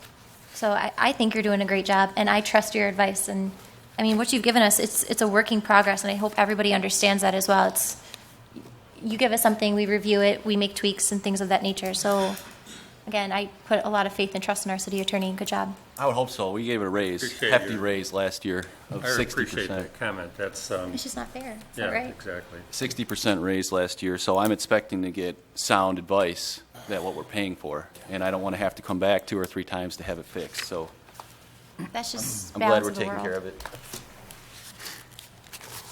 I want to let a couple of these guys say something. I mean, I think something that should have been done in the very beginning was when we wrote the ordinance, there should have been more inclusion of the people that were part of the food truck industry, just to get an idea and understanding of what really is going on. And people can say what they want to say. There's a lot of turmoil in this industry, and a lot of different cities are operating totally different. And some cities is because they have lots of population and lots of people, and they can regulate like crazy. Then there's cities like us, and they're smaller, that are growing, and we're trying to figure out how to make it work. Is it a perfect world? Heck no, but we're trying, and what we should have done in the beginning is we should have probably talked a little more to the people that were going to be providing these services, because it's quite new. It's not a new business whatsoever, but it's quite new on how it's being presented these days. And the food truck industry, after I started looking more, and I have made calls too, they're heavily regulated, more so probably than a regular restaurant. And on the private side of it, that's been my biggest issue from the very beginning, is this didn't do what I intended it to do, and it's really kind of upset me that I was doing this, because it's against what I was wanting this to be originally. And that's why we had the discussion. Yeah, go on, sir. Hold on a second, you guys. Y'all talk, I want nobody else to talk. Don't listen. It was my idea in the very beginning to bring this up, and it's the reason why I'm talking now, is because I'm not happy that we passed this the way it was. And everybody's grandstanding and jumping around and throwing papers and doing whatever and calling all these people and making all these statements about who's so nice, who did this, who did that. None of this came up in the very beginning when we wrote these ordinances. All these nice conversations and arguments that we're having right now should have took place prior to us writing this. And that's the reason why when we wrote it originally, I said we would make changes and adjustments as necessary once we started getting feedback. It came fast and furious by everybody. So you can't jump on it, bang, you're there, get it, make a change. It doesn't work like that. We said we were going to. We talked to a couple of the owners the last time out. They said they were willing to wait a couple of weeks for us to get it right. That was the reason why I didn't vote the way I voted that night. I was going to vote differently. But when it was said they were willing to wait a couple of weeks to get it right, that's when I made my decision, we're going to wait to see what happens. And what came in was, it made me realize how confusing this thing is. And how it's not jumbled up, it's not garbage. It's just one big regulation of red tape that's not divided between private and public sector with the intent to be safe, but it's like putting people in bubble wrap. It's just too much, it's too excessive. And I've talked to a bunch of the food ordinance people, I've talked to a bunch of the food truck vendors, I've talked quite extensively with quite a few people that want to have the food trucks here. And that was the reason why we had that conversation, Joel, about possibly the best thing would be to just suspend the whole thing. I thought maybe suspending privately was the way to go, but it's all written kind of together, so it makes it hard to do that. I don't know. I'm not a lawyer, so I don't know that, but I'd like to suspend it because I feel as though it's not working. And it allows us the opportunity to write something that we kind of made wrong with not that intent, you know, I mean, but it still ended up that way. And Mary made the comment that we reviewed things. You can't govern by emotion, bang, bang, bang all the time, because we'd make crazy decisions all the time. Obviously, we did on the last one. So I need to take a little time to investigate and look at these things a little bit more, even on the public side. But the private side, to me, is private, and that's exactly what it should be. But the only thing is, there should be a little bit of safety concerns from fire and things of that nature. But other than that, it doesn't really, it's not our call so much, you know? And a lot of other communities seem to be going that road. And if we're not going to, you know, we're going to lose all those business. We're going to lose all that business and probably lose our business owners too. So that's my grandstand, since no one's listening. Actually, sir, that's your sixth tonight by Good. my count. Well, good. Keep counting. Why don't you let other people talk? Keep counting, Harvey. Go ahead. Thank you very much. My name's Alan Willard. I'm the owner of Jamaican Grill Food Truck. There's a few points that kind of concerned me, not only with the ordinance in the 16 pages you've got to go through, because that's crazy. You hit it right on the head, if I may, John. With all the regulations that we have, Michigan does not require food trucks to have ANSO systems or any fire suppression systems. But my insurance come back and said, we're not going to insure you unless you do. I don't get a business license unless I have insurance. And in my case, I actually chose to take the $2 million liability policy just because it's my first business. I'd rather be overinsured and overprotective about my business. You were talking about the conditions of the truck. What you don't know is we are required to submit an application to our local health department of the area that we're in of our times of service. And the other day, we had one of our health inspectors stop in on us when we were in downtown Ypsilanti and checked our food truck out. That's something that they do because they know in advance we're going to be there. So if they're going to get you on a spot inspection, that's where they're going to do it. The background check. What the ordinance has is me paying for a service but not getting the service. I have to pay $10 for that criminal background check, but I, as the business owner, can't have a copy of that. Why would I require an employee to pay for his own background check? Again, I'd like to say thank you for taking the time and rediscussing the food trucks. I think this could be a great thing for South Lyon. Thank you very much. Thank you. Okay, so I think part of the issue people have is... State who you are, just for the... Oh, my name's Joyce Closey. Is a whole bunch of people that are not lawyers are laughing at the ordinance that your lawyer drafted because they can look at it and read it and use common sense and see that it doesn't make sense. No, it doesn't need to exist for private property. Me and a bunch of other people stood here last year and told you it's private property and it's already regulated by the state. It doesn't need to exist. And city council got up in arms and they said, no, we have to have it, and they slapped a $200 fee on it, and now what you have is no food. City council seems to act like there's this rush of food trucks rushing to serve South Lyon. They would be lucky to have that problem. They don't have that problem. No one's going to read through your ordinance. They're just going to go, oh, there's a fee, there's an ordinance. Never mind.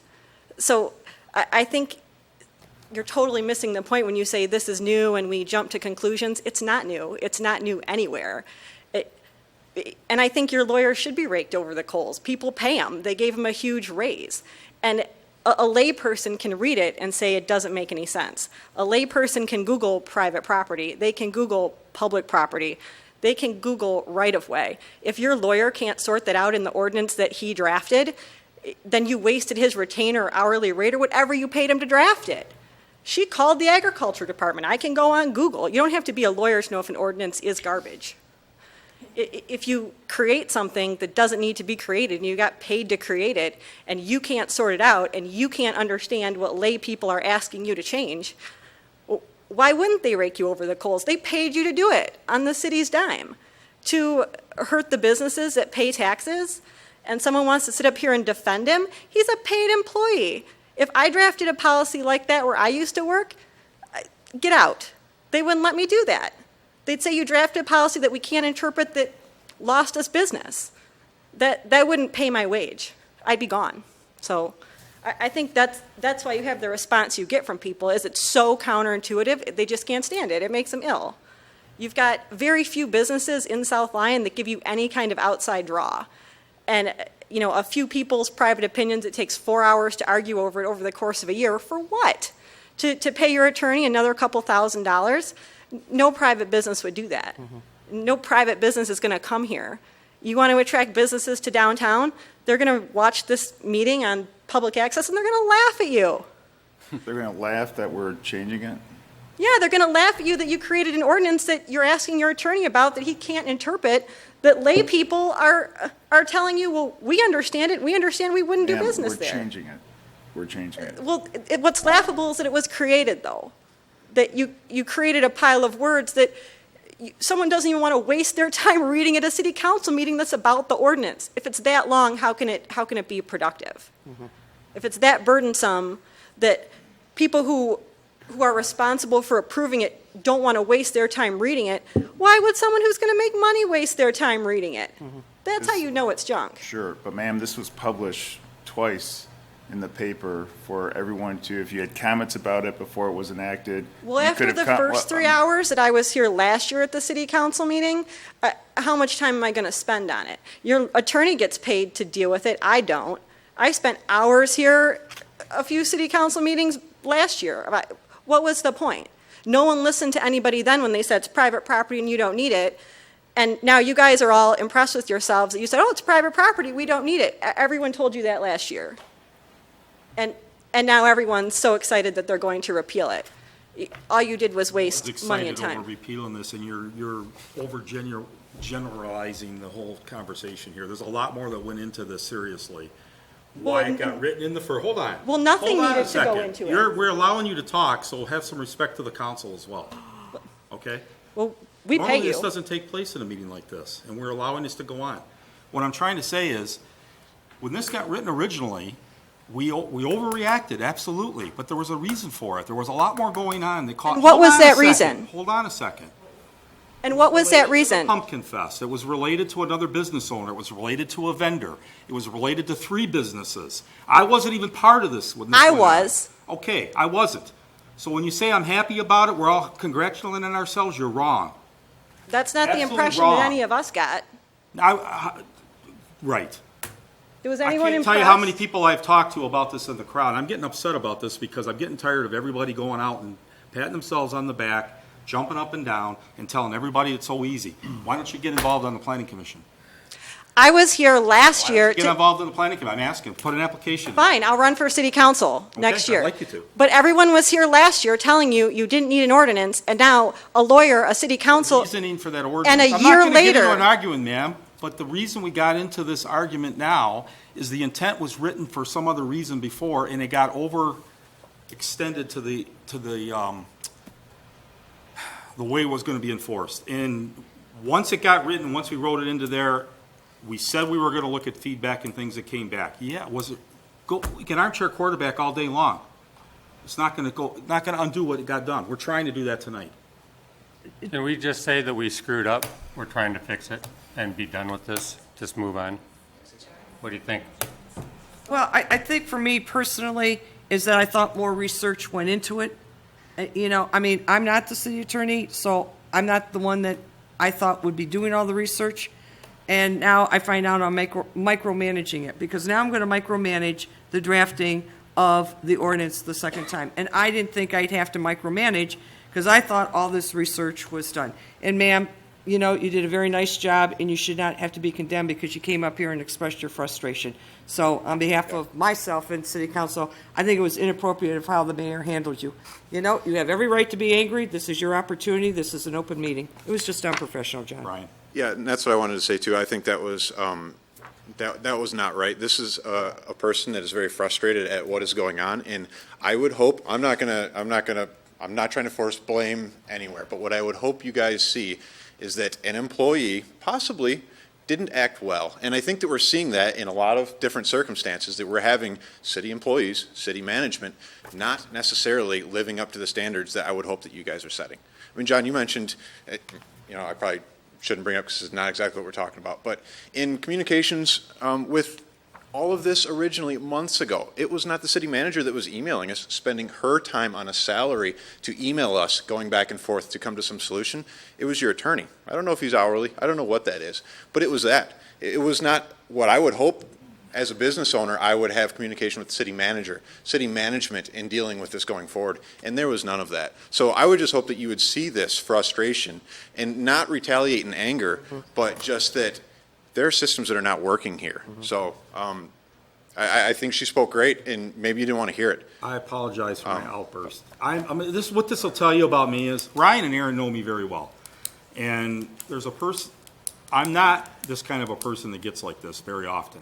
And this has frustrated me to no end from the very beginning because it really didn't do what I thought I was doing something right when I did this, and I realized once we wrote it, I didn't. So to hear all the people telling us we did it wrong, we did it wrong, we did it wrong, and everybody bashing you everywhere you go, you can't fix it overnight. And we've been talking. Yes, and Ryan, you said to us 2 weeks ago. Ryan, you said 2 weeks ago, you're all right if we come back tonight and we make sure we get it right. And that's what we've been doing for the last 2 weeks. We have a motion on the table? Okay? No. We have a motion on the table. It's already, yeah, the motion's on the table already, but I do want to say, hold on. A lot of money, there's taxpayers that are watching this right now, and they're wondering where their money's going. They're wondering why we have to go back 2 and 3 times to write an ordinance that we're going to suspend. So, Tim, how much are you going to give us some sort of reimbursement for the time you spent? No, or Joe. That's out of order. Out of order. kidding. It's not out of order. Let's take this up at a later time and let's do what we're supposed Well, to do. okay, then I will take it Ms. up. Mayor, I have another thing to say. Ryan, in regards to what you had just mentioned about communications with the city attorney as opposed to city manager, I have said that from the get-go because I feel as though this would have run much smoother had Lynn educated her staff regarding how to get this application, what the fee is. If that information had been relayed to staff from the very first meeting, everything would have been a much smoother process. However, I really think there was a miscommunication there, hence why nobody knew what the application was, where it was, how much it was going to be, background checks, et cetera, et cetera. So I'm with you 100%, and I've said that from the get-go. There's a miscommunication. We need to have some kind of process where as soon as the city manager leaves the meeting, they're relaying to staff what's going on so that they're on board. And they can answer those questions that you have. Yeah, and real fast, I was not going to bring it up, but John, you mentioned a few days ago that a review of the city manager was supposed to happen in February, and it just hasn't It never happened, and that was one of the questions I had Why earlier. has that not happened? Yes, I mean, had that question. as a business owner, and believe me, I did not want to get up here and do this publicly because we have to deal with city management and deal with you guys, and we're on another thing on the agenda coming up, and this is not something I necessarily want to throw myself out here for. But it's very frustrating because we feel like we don't have anyone to go to. I have to come up here to talk to you guys. Which we like that. We enjoy your company. Not management, like your governance. And it feels that there's no management to go to. Okay, but here's the Okay, thing. we have a motion on the table. Can we have, I call for a vote. Never mind. We'll talk Call later. for a vote. Can we just make sure it's the same motion? Okay. What is the Because it's motion? changed about 30 times, so. The motion is for private, I'll read it.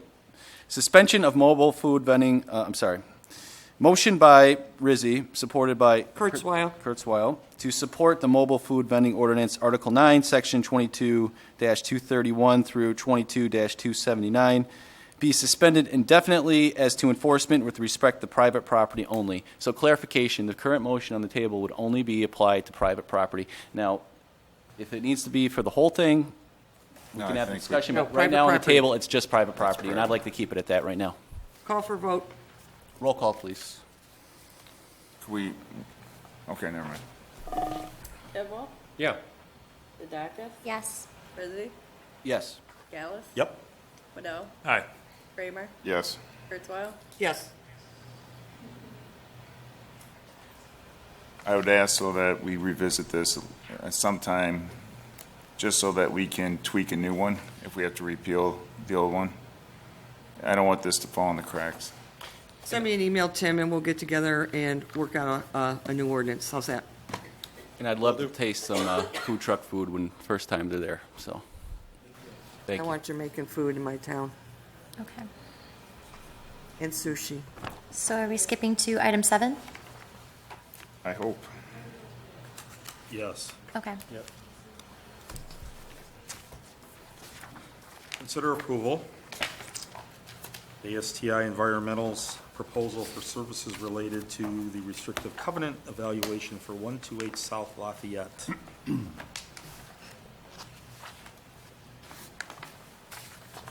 Aaron, you have a question? One quick question. As I'm trying to go back to these food trucks that we've tried to work with and we've lost some interest, the two that had paid the application fee already, are they entitled to a reimbursement of that application fee that they've already paid? It might be a way for me to get them back into my business. How much was it? How much? $240 plus their background. Please, I'll be for I that. think the application fees, sorry, I think the application fee paid was only 25. 240 would have been for the license. Oh, okay. so After that everything was after? approved. Okay. So it would have been, I think 2 people paid the $25 fee. Okay, my misunderstanding. I thought it was That's the okay. 240 that they had paid. Cool. Good question, though. Mr. Mayor and Council, this is a request to authorize the retention of ASTI Environmental to provide environmental consulting services in connection with the proposed restrictive covenant for the city-owned property at 128 South Lafayette, which is the parking lot. And this has been before council a number of times, and I thought that one way to continue to move this forward, we continue to get periodic requests from Arcadis, who is the consultant on behalf of BP Amico, to approve the restrictive covenant, which is the last item they need in order to submit the proposed closure report to the DEQ and close this site from a state regulatory standpoint. So because there are some issues that are very technical from the environmental standpoint, I contacted Robert Anderson from ASTI is here if you have any questions. I've given him some basic information around the background of this and asked for a proposal. And this is the proposal. It's approximately $2,000 estimated fee. It would be an hours and time type arrangement. And really, we're looking for ASTI to help us understand the wellhead protection plan, what else we might be negotiating for in this restrictive covenant. Generally, my opinion, it is not a terribly objectionable thing, but we want to make sure that we get the expertise from an environmental standpoint to look at this issue and see if we can move it forward. So this would be our expert. Yes. We'd be hiring our expert to take a look at the property to see if it Yes. complies with what Arcadius or whatever is saying, telling us is going on with the property. Yes, so ASTI would be looking at the background. They would go through the draft. I haven't given them the draft closure report yet because of its size. I wanted to get them retained before I spend that time and money. But basically, look at what happened on the site. What do we know about the site? Do we have enough information to make an evaluation on whether to move forward with the restrictive covenant as proposed? Or are there other things we would want in that we negotiate out? Or are there other things that we may have missed? Yeah, I think this is a great idea because I think this has been in front of council since I've been at council at least three other times. And it seems like they never give up because they want to get it off their books. And we always have questions going forward with that. So I think this is a fantastic idea, at least to give us some idea what's actually going on on the property from our perspective. Well, my concern is simply if Arcadis is so hell-bent to end up freeing themselves of the obligation about remediation in this property, what are we absorbing? But at the same time, we don't want to have a deed encumbered so that we can't develop over the top of this. It's not going to be a daycare center or something there, growing crops or anything. So we're not going to have to get it to a pristine environment. But the wellhead protection causes me a little bit of pause. Could you give me some kind of a quick rundown on what the wellhead protection impact might end up being to us? a vulnerability? This is Robert Anderson from ASTI. Could you come to the mic, though? So it won't be on TV if you don't. They can't hear you. Just to preface it, I've not looked at the document check. Well, a generality, though. Well, the one issue that would come to mind relative to... ID yourself, too. Sorry. Oh, I'm sorry. My name's Robert Anderson. I'm with ASTI Environmental. Thank you. And your attorneys asked me to look at documents related to deed restricting the parcel in relation to trying to close that site on behalf of BP Oil through Arcadis, who's their consultant. And the primary concern I would have with the wellhead protection program is what levels of contaminants are they leaving there? And does that level of contaminants pose any future risk to the wellhead protection or for you, any future obligations to you? And that'd Since be we're the kind of- owners of it, yeah. Yes, exactly. Right. So that'd be the primary goal. Mm-hmm. I don't know if that answers your question. Well, yeah, I mean, when you've seen circumstances that seem parallel to this, is it usually seem to be migrating? Because we've been told that it pretty much had met its outward boundary, Well, in this and we shouldn't be case, concerned if, about that. I can recollect correctly, I think they've also deed restricted the adjoining property as well, because the contamination has spread onto that. Right, it had migrated to a perimeter that went outside of their boundary, Correct. but it seemed to have, we've been told that that's where it had stopped. Stabilized, I think would Yes, be the exactly. word I'd use, yes. Correct. And I glanced at the restricted covenant, and I think what they're looking at restricting primarily is groundwater use. And I don't think there's any resource restriction, but I have to go back and review that. Okay. But like you say, I do believe it's zone commercial, so you're not putting anything like a daycare there, but I think actually you could put a daycare there if it was constructed appropriately. Yeah, right, asphalted and Yeah, stuff. it's got asphalt, vapor barrier, things like that. Now, do we know exactly where our aquifer bisects this area? Okay, because that would, Tim has that report, which would have all that information. That'd be the closure report, which you'll go through it, and it has cross-sections, diagrams, and illustration of the distribution of contaminants. It just has to be reviewed and analyzed in light of what your future obligations Okay. could be. Thank if you. any. Thanks a lot. Thank you. Tim, I have a quick question for you. In regards to this, did you touch base with Bob to see his feedback on it, if he had any feedback? Bob Martin? Yes. Yes. What I was his also feedback? contacted another consultant What's the word? from AMEC, and they actually have done work for Norms, so we Okay. were unable, he does live locally. Bob didn't have a lot to say on this. I'm surprised. I feel like this would be right up his alley, especially because he has discussed that in the past. I don't Wow. recall him having much to say about it. Okay. He did provide me with the wellhead protection plan, which I've provided to ASTI. Okay. I don't remember any real substantive discussion about it, though. Okay, thank you.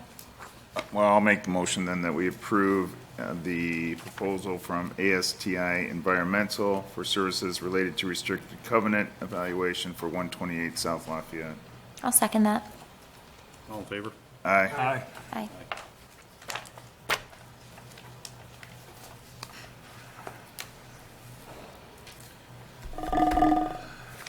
Consider the approval of negotiated annexation agreement for tax ID 21-30-126-001. Okay.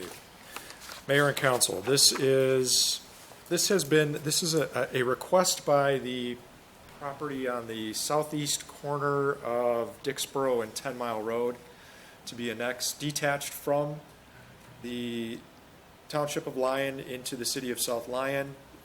The township has acted on this under the Home Rule Cities Act and the Charter Township Act.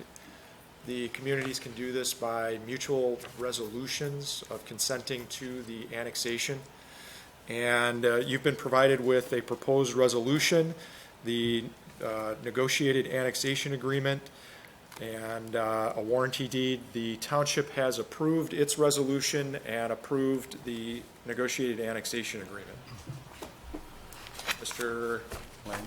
Yes, Langen. Bob Langen, 128 North Center Street, Northville, Michigan. I am a principal of LV Holdings LLC. which is the owner of the property. And thank you for the introduction, Mr. Wilhelm, Counselor. I'll answer any questions you may have. This is basically a pretty simple thing. The township has approved the detachment of this property from the township. I have met with the city manager, who unfortunately is not here, about a year and a half ago when this notion first came to pass.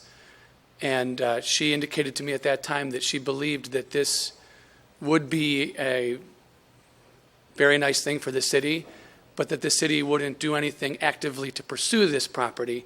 So I pursued it with the township, and I am here before you asking for you to approve this property to be annexed into the city limits.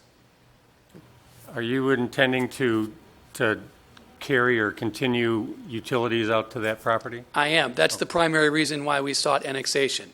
Are you or do you abut the light industrial, or is there still that enclave of some other owner between your property and our light industrial property? Well, the industrial property does share property lines with us, but there is also Another a parcel. residential owner who is remaining in the township. Yeah, okay. Thank you. Well, it's clearly a good thing to me. I'd like to appreciate get that other guy to move into our turf too. I just want to disclose that I know Bobby, so I want to make sure council knows, but we did not discuss any details about this agenda item, so I want to make sure that I disclose it on the record tonight. What are you proposing to do with the property? I'm just curious. Well, we're currently, I mean, the first step here was to make sure that we could get it into the city and get access to the city services and utilities and so forth to support a plan of development for the property. We're working with architects, engineers, and market folks, and quite frankly, some members of the general population to determine what use for the property would be best served for the city and so forth. So we don't know yet is the short answer. So you're putting in homes or some? Well, yeah, residential detached dwellings is probably the leading contender right now, but we are investigating attached condominiums and so forth. And we'll certainly be proposing whatever we come up with to the city planner and the city planning commission and so forth. Do you have a price point? We don't. How many acres? 4.5. What's your density in there, if you just put in single homes? If we just put single homes in there, just preliminarily, we're looking at 12 to 15 homes. If we, of course, we have to get zoning approval.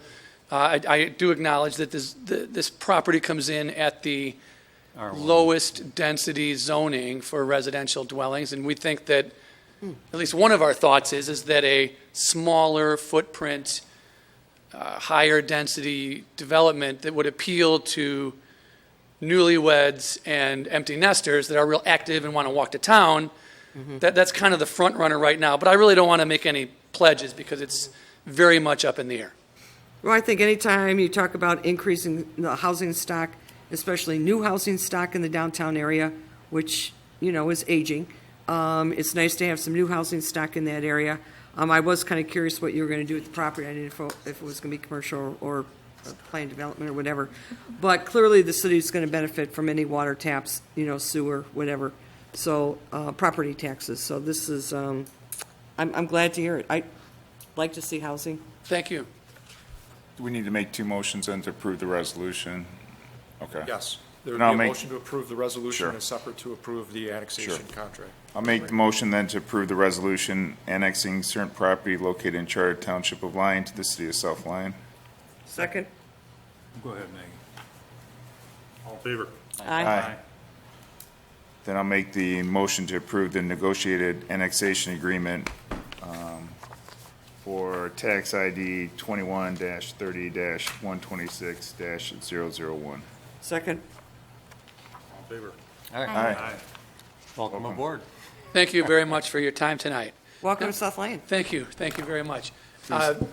Mayor Gallus, I did leave originals of this agreement with the city clerk last week, so should I just arrange to come and pick them up, or? We'll follow through. Yeah, thank you. Thank you. I'll do that. let you know Thank you. when we've got. Yeah, because he's under a time deadline, isn't he? Yeah, how soon do you need him? You need it within Bobby? 30 days of when it was approved by the Lyon Township, don't you? I don't I don't recall, remember off the top of my head. I thought there was a provision in there. Yeah, there is. Yeah, something like that. I don't recall specifically, but I know we've been kind of moving along as fast as possible. Well, at least then John signed it, so I don't see why it can't be done tomorrow. Thank you. Thank you very much.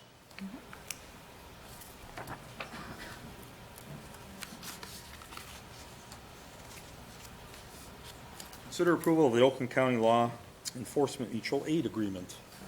Mr. Mayor, this is housekeeping and cleanup of an existing Oakland County Law Enforcement Mutual Aid Agreement that was signed in 1988.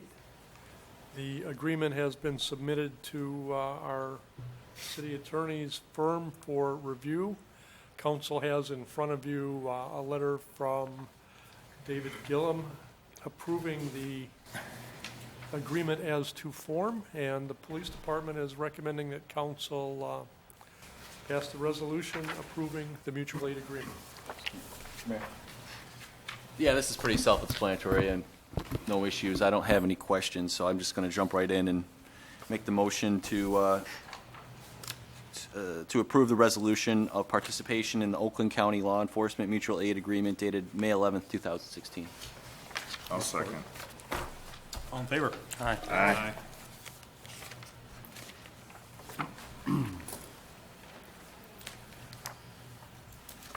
Consider approval of temporary outdoor service for Witch's Hat Fury for the Feast event. Mr. Mayor, the police department recommends approval based on past experience with successful events from Witch's Hat.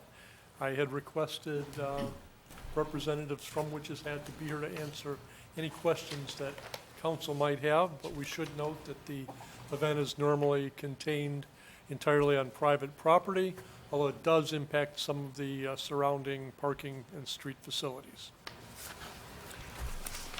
Do you guys intend to have the people that are trying to manage the crossing of Pontiac Trail again this year? Yep, we'll have volunteers, just like we have in the past.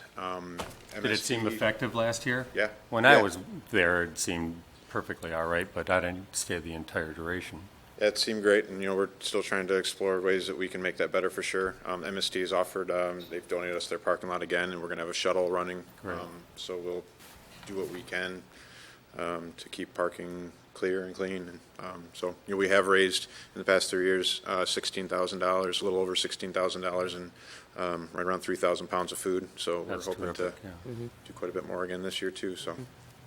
Do we just have to give our blessing, or do we actually have to approve anything here? Because I thought, I was looking for a sense of council on this one before I sign off on the request for outdoor service, which is the only official act that's required. But I wanted to hear from council first. Absolutely. you have my blessing.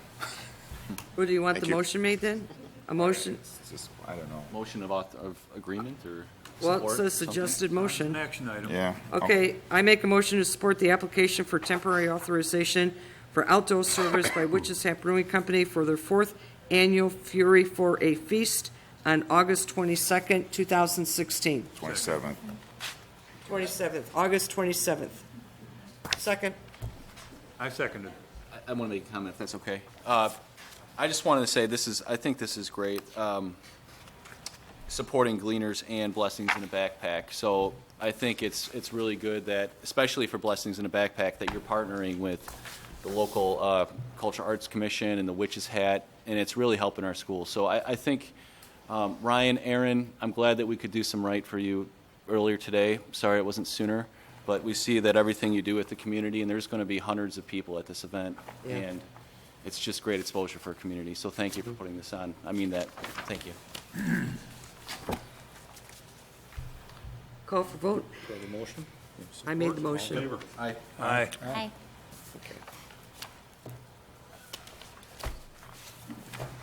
Chief? I apologize about the short notice on this. I literally got this this evening, and there was an email attachment. So back in May, Deputy Chief Mike Weir was here. We wanted to put for sale our 1996 engine that is being replaced. It's been online with the Michigan Intergovernmental Trade Network for the last 2 months. We've actually listed it privately with a broker.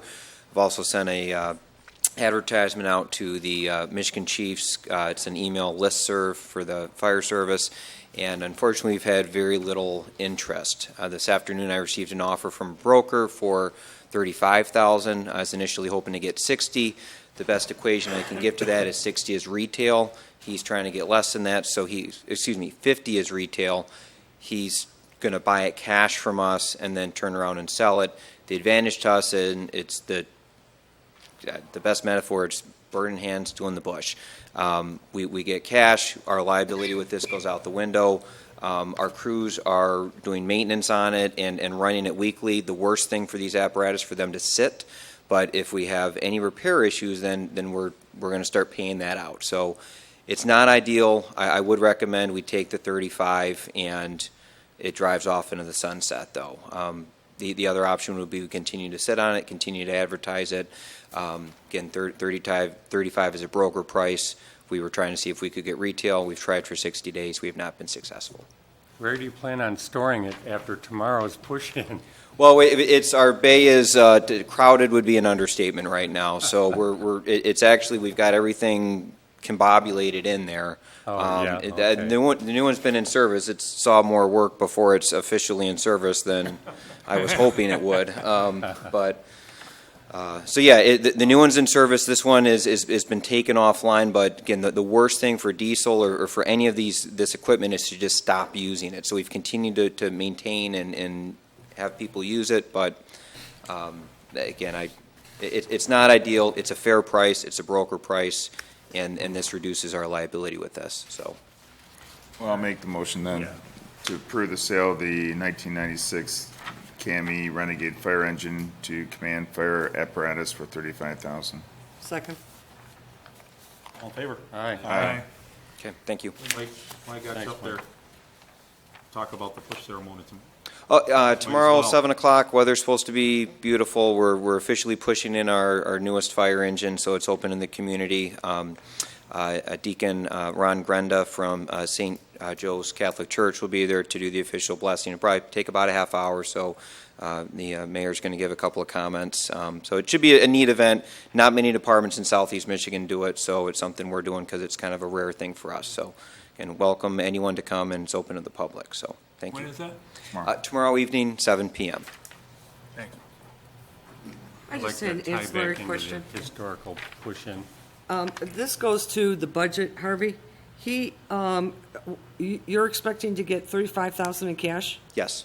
So is this the kind of item that you would Sure. amend the budget then? So it's not just, it's any increase in the budget? Should be an increase in revenue. Increase in Fire revenue? department. Okay. So this would go on the quarterly amendment? Or is this one of those special kind of items that you would? You have an offer. Correct, yeah. And it's a solid offer, so it's a guarantee. So, yeah, and as soon as the check comes in, budget amendment. Yeah, it wouldn't necessarily go back to council. Since you've approved it tonight, it wouldn't necessarily go back. I would just hand the check over. Budget amendment will be made. Yeah. But there's a budget, the issue now that I'm talking about is the budget amendment. So who's going to trigger this budget amendment? Is it going to be Mike? Are you going to now go to? It goes back to the general fund. No. Ideally, by passing this tonight, we would trigger the budget amendment. Okay. It would be a part of the motion. And who understands that? I do. Okay, but no offense, We but, can teach, so No. does Lori. Okay. Lori understands it, and she's the bookkeeper. okay, so she will get She this done. explained that. Okay, so I'm I going to don't know put, if she will on this, because she hasn't been instructed yet to do that. I will follow up with her when all the right, that check is what I comes in. wanted to know. So you're going to follow up with Lori, inform her that a budget you're looking amendment for a needs to be budget done amendment. as a result of that. Yep. Okay, so we should have that at the next meeting, which will be July 11th. But Okay. ordinarily, an attentive city manager would be the one that triggers that. Well, I'm not I have a concerned. note, and I will be more than happy to take care of that. Thank you. Thanks, Chief. I don't care who gets it done, I just think it needs to be done.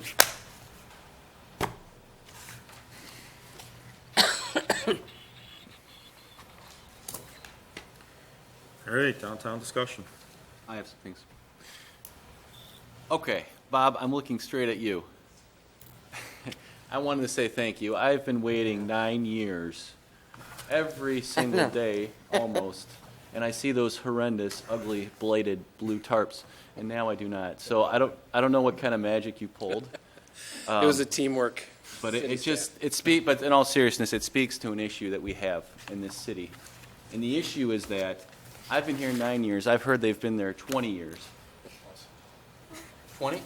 Okay, well. 20, probably 20, yeah. Why would it take 20 years to do something that you could do in 1 month? I mean, seriously. So I give you credit for that. So I have high expectations for the future. Thank you. So I do want to know what are the next steps for that building, because before I stop talking, I do want to say that the paint is peeling, looks horrendous. There's that wood board up there. That should be an easy fix. Those are just my suggestions. So maybe you can take us through the process and what the next steps are. And Right. Well, we met my first day on the job, June 2nd. I met with Tom Lyon and said, Tom, give me some advice. We talked about his past interaction. And I said, well, can you introduce me to this gentleman? And Tom said yes. So he wrote a formal letter and invited him into City Hall to meet me. Bob Martin was there to kind of give me kind of a recommendation with Mr. Bonner. So I appreciate Bob Martin's involvement as well. And the treatment of the ladies. I think difficult individuals come into City Hall, and I think their treatment of this particular person was stellar. Mm-hmm. And so I got off the phone and met with the gentleman, Mr. Bonner, for about an hour and a half. Let him go through whatever he had to go through for an hour and a half. And at the end, I said, well, Mr. Bonner, my wife and I, we bought the curtains, and can we talk about the future now? And can we get the curtains up? so you bought them yourself? I just bought them. Okay, well, I want to make sure you get reimbursed, no matter I if talked it's... to Lori, and I violated some procedures in the okay. future. You know what? After 9 years, You got the job done. Yes, thank you. So thank you. So Lori agreed to reimburse me. Thank you. Okay. But it was like $35. So anyways, Mr. Bonner then agreed to come and visit us at the building and meet us at the building. And so Monday of last week, he came in again. We again listened to the long tale. At the end of the meeting, again, he agreed to put the curtains up. So Okay. he said, I will be there Wednesday. This was last Thank you. Wednesday morning. And so we met him out front, Tom Lyon and I had the curtains. My wife reminded me that I had to put them on curtains and iron them. So anyways, so we brought them in, and we were there, and at 10 o'clock he met us. We went in, and he was talking to Tom, and I was pulling down the blue, and his nephew was a key individual as well. Jesse Bonner was there. So I think the adage is you attract more, honey than... He did agree to take the wood that's down in the upper part of the windows. Over the next 2 weeks, we're going to meet again. So the wood will come down, and then he talked his nephew and said they would come back, and they said, Mr. Bonner actually said to his nephew, we need to paint this building facade before the end of the summer. And so Tom mentioned the ordinances and said that would be a relief. He wouldn't have to take any further action, and that would be great if he would indeed get the building painted. So we hope the wood will come down in 2 weeks. We're supposed to meet with him. We talked about the condition of the interior, what it would cost to white box it and put in a unisex bathroom.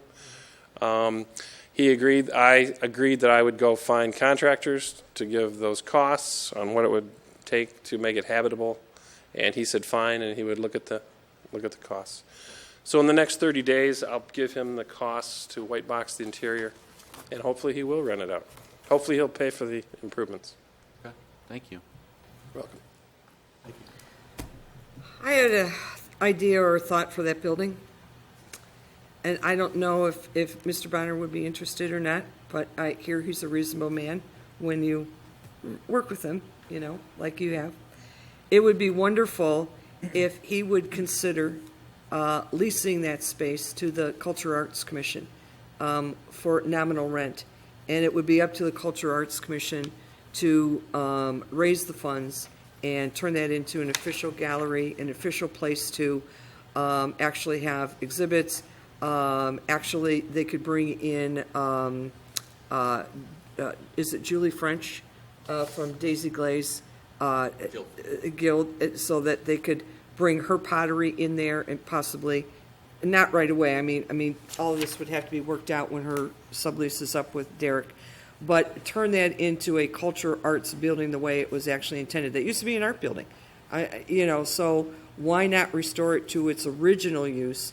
And Mr. Bonner would only have to agree to lease it for maybe a 10, 15-year period at a nominal leasing rate. But yet the Cultural Arts Commission, I'm sure we could raise the funds to turn it into just a really classy gallery. Give them a home. It's food for thought. I'm just putting it out there. I'm glad to bring that to his attention. Absolutely. It's It's just food for thought. Because I don't know if Mr. Bonner is really interested in the revenue generating aspect of it. I think if he was, he would have cleaned it up and rented it, decades ago. So maybe in his heart, he has this ability to say, okay, it would go to a nonprofit or whatever, and let it go there. Call it the Bonner Arts Center. Call it the Bonner, whatever. I'll talk to the It's food Cultural for Arts thought. Commission, and we could have a So conversation. maybe you need a home. Yeah, that'd be great. And I don't mean to take your thunder, but a couple other points. Just wanted to talk about, and we don't need to go into too much detail, but John, we had some discussions about the hotel, about possibly having some sort of a fundraiser, or more of just a community event. If funds are raised, then even better, but more just to spread awareness. And from my side, I want to see something like that happen. And if it happens, and I hope it will, and I want to say it will happen, as a body, council, we need to give every effort to make sure that there's no red tape with approvals. I mean, certainly we have to make sure we follow fire codes and police codes, but when the time comes to give the approval for if there's a tent or something like that that they want to put up for a fundraiser for the hotel, I want that to be no issues getting that approved, bearing that there's no fire or police concerns. So, I don't know, John, I'm kind of curious if you could elaborate where they're at with it or anything you know about it. I'm curious. There's been a lot of conversation with a lot of fundraisers within the group. That's why I have a hard time talking about it, because you made me realize how much the people in this town really do care about a lot of things and how much they care about people. And the hotel meant so much to so many people. And you didn't have to ask anybody. They were already stepping up and already wanted to do things on their own.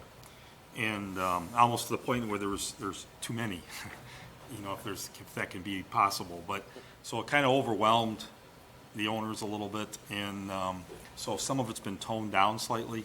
But the definite intent for some fundraising activities for especially all the employees and the people associated with that business, because that's kind of gets lost in this. There are probably 40 people or so that work there that, either part-time, very young families, or whatever, and it's a difficult time for everybody. And if you stood there all day long and watched them all come up in tears one after another, knowing them as well as I do many of them, it was tough. Forget the mayor part. I was having a hard time just as a friend.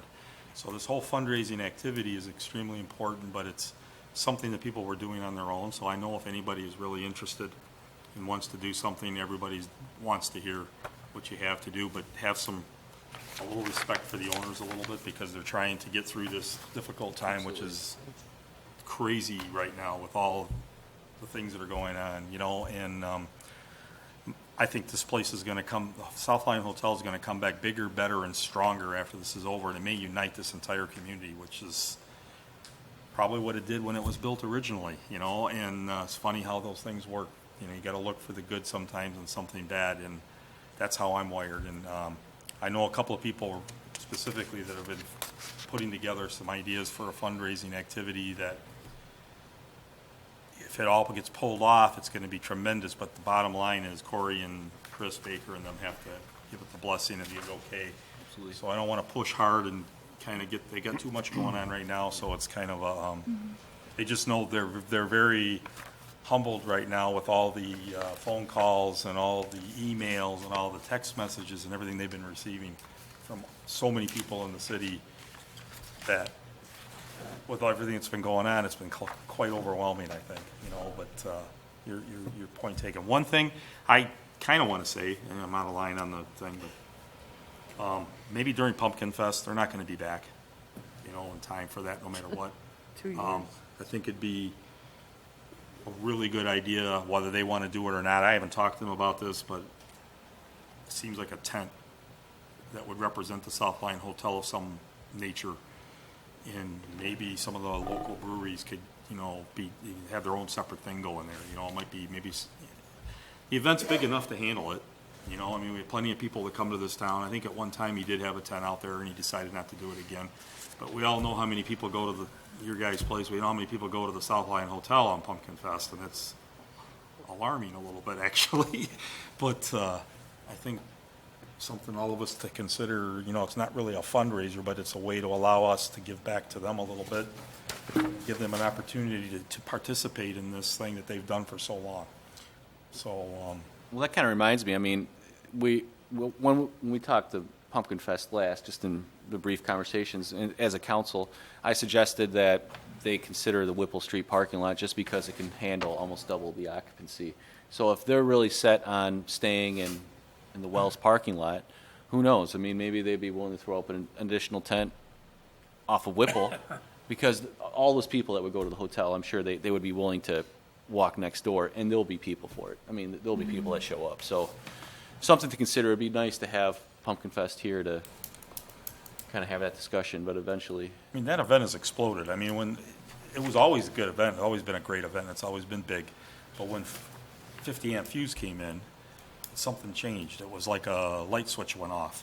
So a lot of people that came to this event for 50 amp fuse are now coming back every year that didn't come here before. Right. So the numbers have greatly increased. So the numbers of people that come to this thing are there to allow this to expand out a little bit,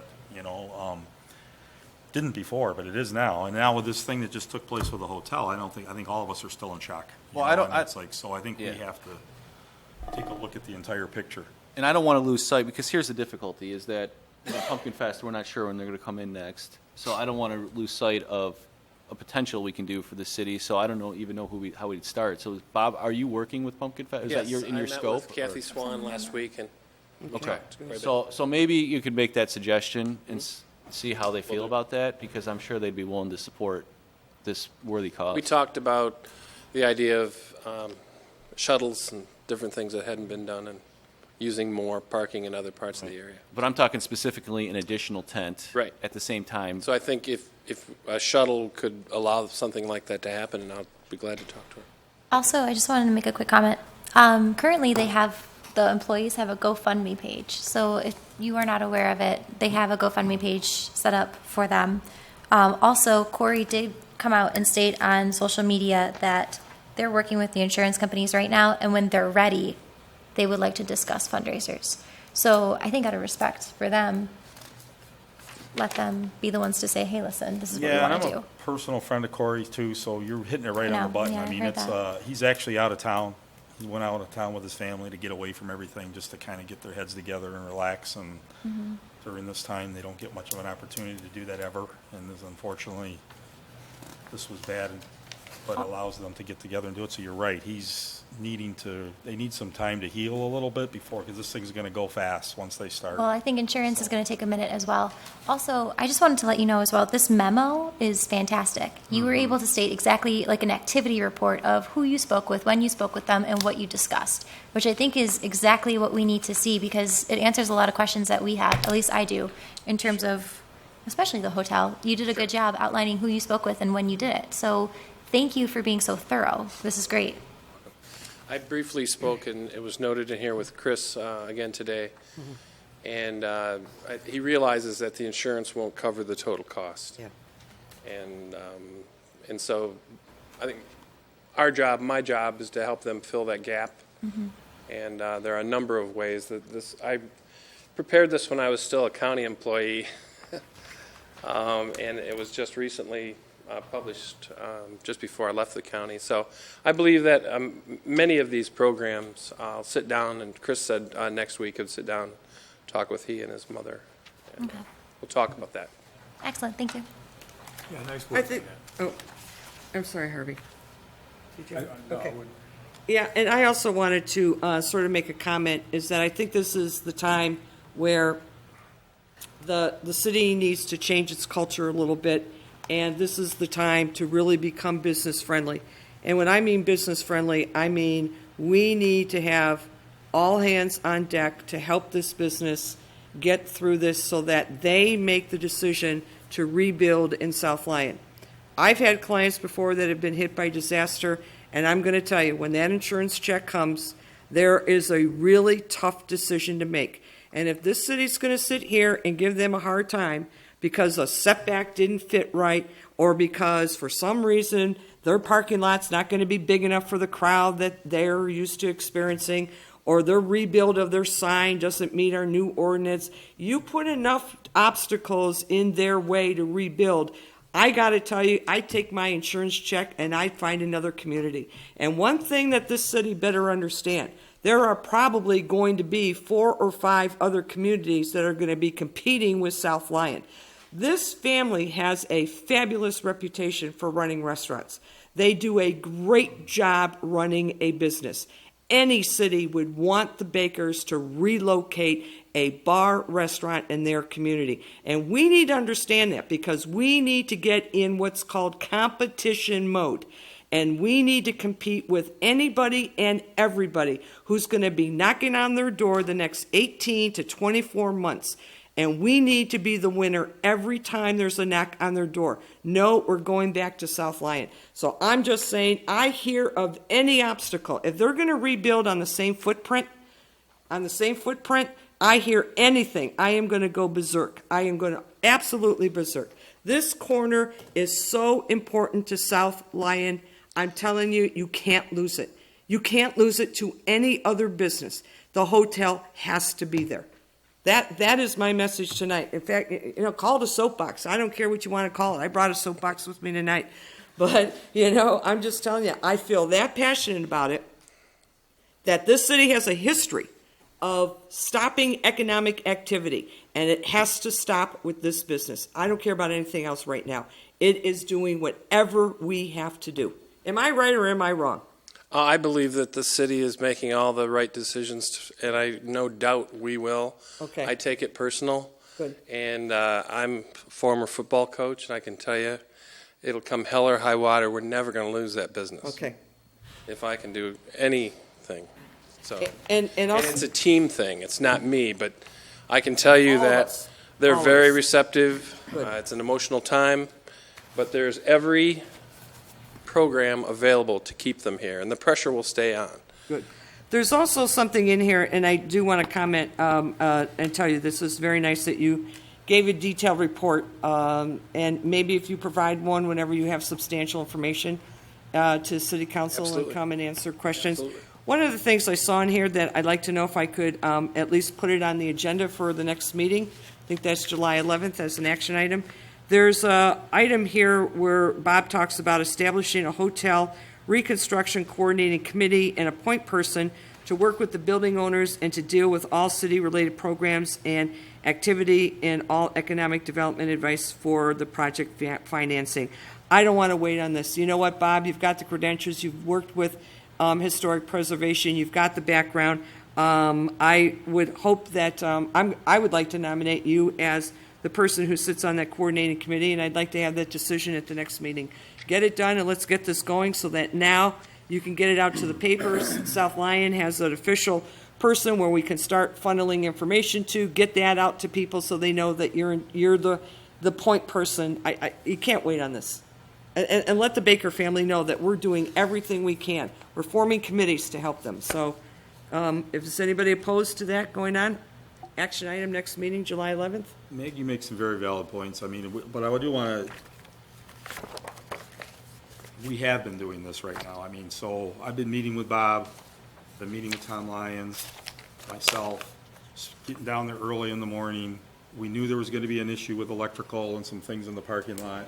We jumped on it, we made the calls, we took papers down there to get the application started, filled out, so there'd be nothing standing in the way from them doing anything. Everybody so far in the city has bent over backwards to make sure they're doing it right, and it doesn't matter. It doesn't matter right now is what you're saying, what you're saying, Maggie. I mean, we're trying to get it done, and so a lot of activity took place between that fire and this morning. It does matter. It does matter, John. You're missing the point, Maggie. That's what I'm saying. I'm just telling you. It's huge. I don't understand what you're arguing about. What I'm saying is, you didn't hear what I said. I said, what happens is when the insurance check comes, you need to have them in the mindset Absolutely, that this but is you where still they're going can't to get, be. like you know yourself, and you said it already, when that check comes, sometimes they don't stay, I mean, but we're doing everything in our power right now to try to make that happen. Well, 1 or 2 days it's got to go 18 to 24 months like that.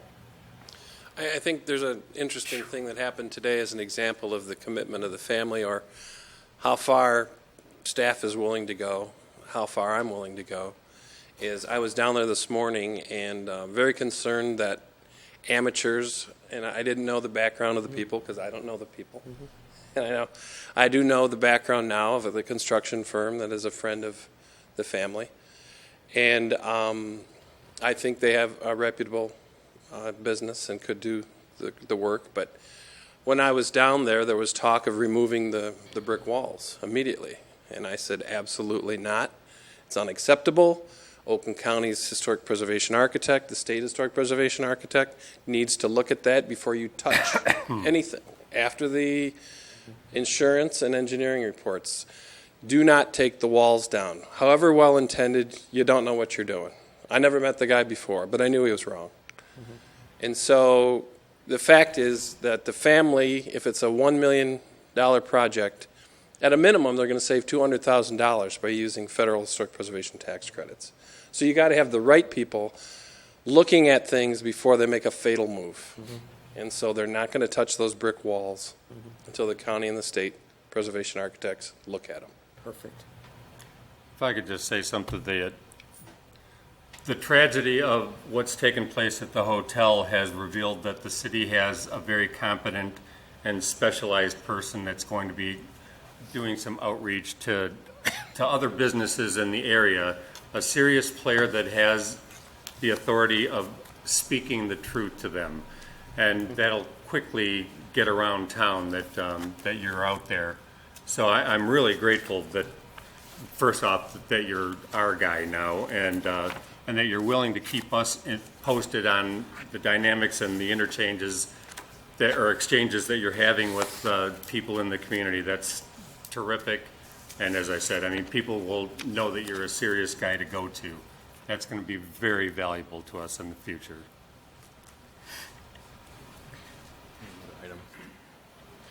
Okay, so I had a third item on my list, and I'll make this one brief because I know it's getting late. Now, I was talking to some residents off of Dorothy Street and in the condos off of Hampton Court, and not necessarily in the immediate downtown, but on the outskirts. And what the comment to me was, we're very happy that we're focusing on the downtown, but the residents outside of the downtown also want to not feel, they want to feel as if they're being kept up as well. And I met with a bunch of them, and one of their concerns was the parking lot on Dorothy Street. And I'm going to look to you, Chief. I apologize because, well, Bob's not here. He's in Hawaii, and now I'm going to talk to you about this. I'm listening. Thank you. So now I'm not talking we need to fix this tomorrow, but there's a few things. I have a list, and I can send you an email if it's easier. I know you're good. You're writing it down right now, so thank you. I'm not sure. I was told that I was asked about the sprinklers, if those were turned on. Now, this is getting onto the weeds, I know, but I wanted to, it's important. So I'm not sure. I just want to clarify. Can you check to see if those are turned on? Do we have sprinklers there? I'm not sure exactly. Sprinklers. At the, I'm sorry, at the Witches Hat Depot over there. I'm not aware, but I certainly will find out. Thank you. That was the first thing. And then also at that parking lot, specifically the parking lot off Dorothy Street, last year, was it last year or earlier this year, I asked Lynn if she can I asked her how much would it cost to get it fixed or paved, and I wasn't intending to get this big proposal from HRC and have them do a full engineering cost and nickel and dime us, but more or less, just what can we do to smooth out the pothole in the middle of the because we have it's kind of like Lake Dorothy Street right in the middle of there. I recall Bob Martin saying that he felt that there was a possibility that his own people could do that. Right, okay. So, as soon as I can communicate with Bob, unless Lynn comes back first, of course, I will ask him. Okay, or maybe you can just talk to somebody in the DPW and see if they're willing to. No, Ron might know. I'll ask Ron. Yeah, talk to Ron. Thank you, that'd be great, thank you. Now, again, these are all normally stuff I talked to Bob, but I'm bringing up now. Now, also the request was having a sign or some direction stating that it's city parking, because what's happening, and it's also a safety concern, is understandably, there's people that are parking across the street, and the kids are running to go to the baseball games, and you get little kids, and they go away, they're fast as lightning. And maybe if we had some sort of a sign noting that there's other parking, I don't know, I'm wishful thinking, really, on my part, but just noting that is a parking lot, because I think a lot of people see it and they don't even know that it's city-owned. So maybe that's something we can put up. And then finally, I don't know if this is even possible, but perhaps we can look at the fence. And I know that the fence in the back, as you walk into the back of the parking lot, maybe having an entrance to McCaddy Park. I don't know if that's logistically, if there's too much woods, I didn't walk that far back, but I'll take a walk and check that out. But if people are parking there, that way they don't have to go around the whole way and then walk in. So just make it accessible. It seems to me like there is a way through there. I've been on bike patrol through there before, and I think there's a way in, but I'll double check. Okay, and if maybe, and it just may be as simple as trimming the bushes or whatever it is. So again, this is normally stuff I'd send to Bob, but I appreciate you looking into it. And that was it. Thank you. Anyone else? You got to say for yourself there, manager. I'm doing the best I can without the ability to take shorthand. I do have more a question than a manager's report, and I believe that the weekly reports that used to be distributed to council have not been relayed, although department heads have been turning them in for right along. I think council has not been getting them. Does council wish to continue receiving those weekly reports? Certainly. If you do, I will put them together and make sure you get them. Why didn't you ask for them before? We've been 6 months without them. Why all of a sudden? I mean, I don't know. I just find that interesting. I don't know if I necessarily need them. I mean, I don't want to make more work on you. Yeah, I'd rather you spend, we've been 6 months without them. I don't know why all of a sudden. Department heads are doing them. It shouldn't be that big a deal for me to put them together and email them out. The reports are already being. Whatever. That's an issue that needs to be addressed with the. I'd like to see them if you have the time. That'd be great. Well, Bob's kind of set some precedents with his, so, Yeah, no, and I'm okay with getting them. I just wanted to say that I don't want to make more work for the sake of filling out reports. If you I'd rather better you time spend your spending time. fixing the Dorothy parking lot than stuff like that. I don't know, but that's okay. The art of delegation. Thank you.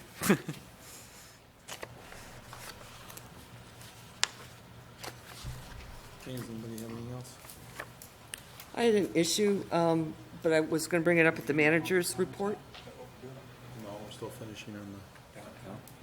Okay, I'll wait till the manager's report then. Aren't we on that? Okay, that was my manager's Okay. report, my one Council question. comments, go ahead, Maggie, you're on. I just want to let council know that I made an inquiry into the second bond that was in the budget. And this was a very interesting bond, and I ended up calling Miller Canfield and speaking with Pat on it. And this particular bond is a limited tax full faith and general obligation bond. And the reason I asked about it is because this is the bond that deals with Volunteer Park. And I wanted to bring to council's attention because the proposed budget for 2015-2016 had the mill set at 0.3450, in order to cover the debt servicing with respect to that particular bond. When I looked at the debt servicing schedule, which was emailed to me, the payments on there are running about $105,000 for the next 3 years. My question was, is this debt service at 3.450 sufficient to cover the debt on the volunteer park bond? And the answer was yes. But then when you look at the proposed 2016-17, the mill was reduced to 0.3. So then, when I looked at the resolution that we passed a couple weeks ago, it now says at the rate of 0.3 mils per thousand for the building authority and land acquisition. So now, I then said to the bookkeeper, I asked her, is the lowering of that mill sufficient to cover the debt servicing on the bond? And her answer was, it looks like next year's millage rate was dropped from 0.3450 to 0.3, and the millage will not cover the principal and interest. Looking in the budget, the shortfall will be about $6,424. So I was not aware when we were approving the budget that we were lowering a mill. And I don't recall any discussion on the record as to us lowering a mill. And now that we've lowered the mill, we are now going to have a little bit of a shortfall. And when you look at the obligation, which was the city's contract obligation, is to make sure that the city earmarks the money if you're not going to raise it by the levy. So I, again, don't recall any discussion about where in the budget we have earmarked to cover the deficiency in this bond. This concerns me because we had a drop of the mill, and I don't recall having a whole lot of discussion on this. In fact, I don't recall any discussion on this only. I went through all of this through Miller Canfield, and I want to thank Judy Piper. She copied almost 3 inches of paper and put it in PDF form. I've read it all. Pat and I had a wonderful conversation, and to me, this is of concern that a mill was dropped without running it through City Council, even though we approved it. Shame on us for not looking at what we were approving and what was in the budget. So I am now informing City Council, which I don't think any of you knew, we have all approved a lowering of a mill that will not be sufficient to cover the debt servicing on Volunteer Park. Thank you.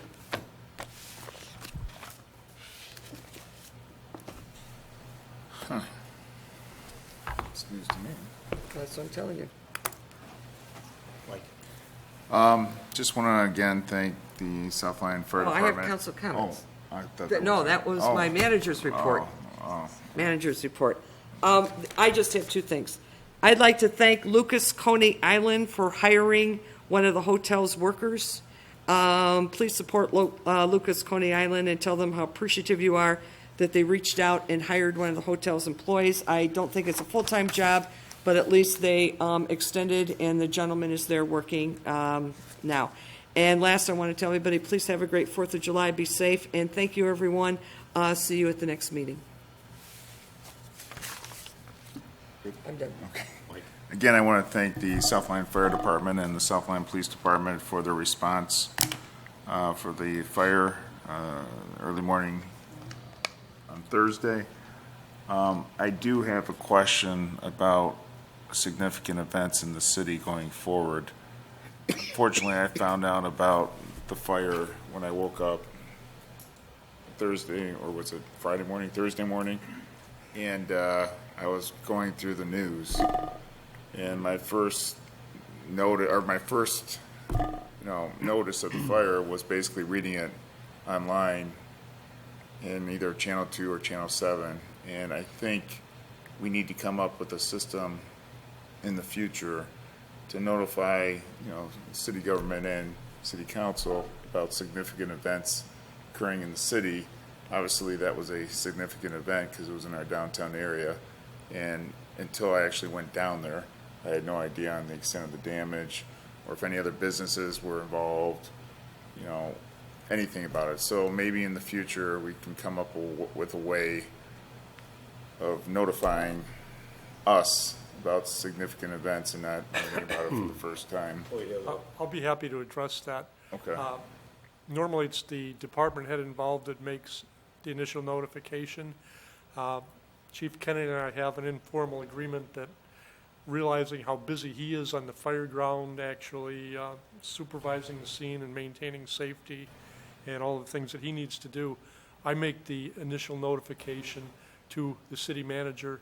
In this instance, within 5 minutes of being advised, I notified Bob Martin, and I told him, from there, Bob, it's on you. For whatever reason, I don't believe those notifications were made. Had I been the person to make that call, as I have done in the past, my first call would have been to the mayor. I would have said to the mayor, Mayor, I have all of council's phone numbers in my cell phone. If you would like to make the calls, that's certainly up to you, but if you would like me to make those calls, I will do so immediately. Well, okay. I mean, I don't care who makes the phone calls or. But you're absolutely correct. They We just absolutely need should be to, we made. just need to make sure there's something in place going forward that, I don't even know if Bob has all our cell phone numbers. I mean, I don't even know if the city has all our cell phone numbers, but I'm just saying, going forward, I think that we should at least be notified of a significant event, such as the fire that took place, so that we know about it before we read it in the news. That's all I'm saying. Thanks. The street closures did come over to Nixie about the roads being closed for the fire. That didn't come through. I didn't even get that, and I'm part of that. Oh, So, yeah, I got it. okay. That's it. I was going to say that Nixle worked for me. That's how I learned about it, and it's something that we can all subscribe to. And PD's pretty good about putting out. And speaking kind of of delegation, I think Lieutenant Sovic is still in the audience tonight, and he's the one that But is he awake? normally I delegate that task to, and he does a great job of it. Yeah, that's good. It's the only one I subscribe to, and I appreciate everything you put up on it. We're very popular on Facebook too, if you want to follow us. That's all I have. Thank you.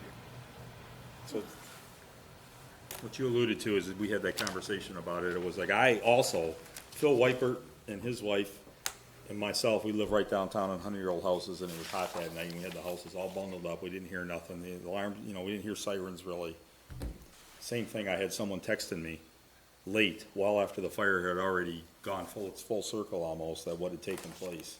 That was my first acknowledge of what had happened. It's not good. The Yeah, council and mayor should not I be agree. surprised by a significant So event. as soon as I found out, as you can guess, I was down the stairs and down the street, and I knocked people over in my yard going down there, and it was like, because I was unaware of it as well, but it was also because I was friends, and it was total shock to me what was going on when I saw the photo that was sent to me on my phone, waking up that way. And so yes, absolutely, that is a very, very valid point on how communication lines get passed along to everybody else on something with such a significant event as that. On the other side of that, I want to say, I had the briefing with Chief Kennedy, and I talked to you, and thanks to the fire department, they contained it to the one floor. It started upstairs, but they contained it to the one floor, and after talking to them, the guys today, I'm not, my background's in engineering and architecture and all that, but I don't, without going in there, you have no idea what you're gonna run into. But the guys that were on site today did say that 99% of that floor is actually intact upstairs. They were pretty well in agreement that they thought that the building's structural integrity was pretty good. They were concerned with the walls on the outside up above where the arches were and things, and they had some extreme fire damage up there that caused those. But the communication lines all the way across the board, from when this thing took place to all the way through this morning, has been tremendous. Everybody that's been involved has been very, very well versed on what's going on and all working hand in hand with each other. And so I'm hoping this is how it continues. But I saw the remainder of how the fire took place and what they did, our fire department did. Spent a long time down there, and these guys put themselves in harm's way. They were up there on that roof, still somewhat burning, dangerous as heck, and they're just doing their thing, man. Where most people would run the other way. And their response to how this was handled, that that time in the morning and getting volunteer people here and getting everybody in line and getting it coordinated needs to be commended, and that gets lost with all the anger from people and the upset and things that go on during the emotional time that we're going through right now. So as a friend, as the mayor, as a resident, I feel like we are in really good hands when I see our fire department on staff doing their thing. And the same thing with our police department, same way. So I want to say thank you to both you guys, because without what happened the last couple of days, that hotel might have been burnt totally to the ground. And it might have even gone on even further to some of the other buildings around. Thank goodness the winds weren't blowing. You know, I had chard, I'm still picking up chard in my backyard right now, which is surprising me, but thank you. Me? Oh. This is long overdue, but I just wanted to say welcome to TCBY and Mrs. Fields. I know it's the same owner, Nishant, and it's always good to see our businesses expand and grow. And you know, I'll always be a fan of Mickey's, but I did try TCBY, and it's really good. So it's nice to see it business expand. Also, Maggie, you were talking about Luca's. You know, it's amazing. That place is great. And it's not just Luca's, it's all of our local businesses. I spoke to the owner of Grand Traverse Pie Company, and you've seen them in Brighton, and you see them in, they're all over the place, it seems like. But he said that they're hiring in Brighton. So anybody out there want to get the word out, I'm not sure exactly what positions, but they're hiring. And then also I saw New Hudson Inn is hiring. So there's places that are extending themselves. So if you know of anybody who's displaced, please reach out to these local companies, and I'm sure they're just they're so generous. Also wanted to talk to actually Lisa. One of the things that I've always questioned was if we're ever going to move into the age where we have the ability to take credit cards for payments. And I spoke to, and the reason why I say that is because I spoke to a resident who actually works for Oakland County, and he said that they have a whole system, a cloud system that they put on for really cheap. And in fact, 52 District, the Novi Court, uses the Oakland County system. And I have his email address, and if there was any interest that I could forward that to you, but I'm curious if you already looked into that or if it's something you've considered. We've spoken with them, we've spoken with one of the local banks. We're really hoping to use this company that most of the surrounding townships and cities use. And it's late, I apologize, I'm tired. I can't think of the name of it, but they work really well with BSNA. People would be able to go online, pull up their water bill, pull up their tax bill, and pay it online, credit, debit. They could come into the office, they could make a phone call, and it's no cost to the city. There's a user fee to whoever would be paying with their credit cards, but that's everywhere, and that's with all companies. So I'll tell you what I'm going to do. I mean, I know you're already working on it. I don't want to overburden you, but I'll send you his email address. And he said he's, what's that? No, that's fine. You can send that to me. And the then if reason it doesn't why we were work looking out- at the other company was because And this is what we adopted, so. with the Oakland County company, people can't go online and pull up their water okay. bill. They would have to already know the information. They can go online and pay their tax payments like they do now. Okay. But with the other company that works so close with BSNA, everything is there. Nobody has to already know anything ahead of time, but you can email me. That's their- okay. I mean, you obviously, yeah, you're on it already, so. Well, it's actually been in Lynn's area. Okay. I told her who I thought we should use, but she wanted to wait until we had the new website up and running. Okay. I don't know where that is. Yeah, I don't even know where to begin. So I'll tell you what I'll do. I'll send you the email address, and if there's any use you can do with it, then. Sure. If not, I can always ask you about it in a couple of months. So. No problem. Last item, and this is a question for Tim, and then maybe, in fact, for all of council. And we know that tragically, a couple months ago, there was a middle school student who passed, and I was contacted by some close family friends and what they're trying to do, and I have permission. I was asked if I could speak about this tonight, and they gave me permission.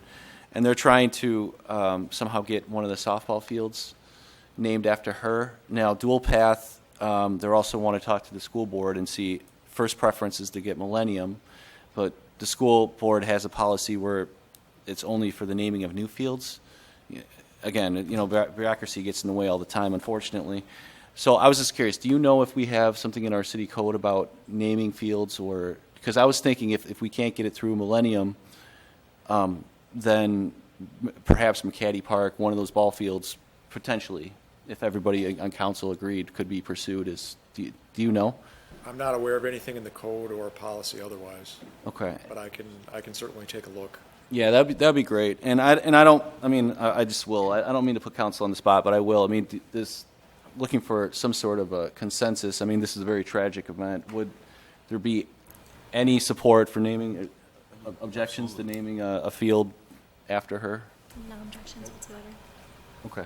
Nope. Is that a consensus? Okay. Yeah. All right, then I'll report them back that council, I don't want to say gave the blessing, but pretty much is in agreement that there's no objections. So, Tim, if you could do me a favor, I really appreciate that. Just looking at that and see if there's how we approach that policy, and if it's just as simple as making a proclamation, and then I can talk to the group and see if they want to do fundraising for a sign. I can't imagine a sign's going to be that much money. I'll make a donation myself. So that was it for me. So thank you, everybody. Have a good night.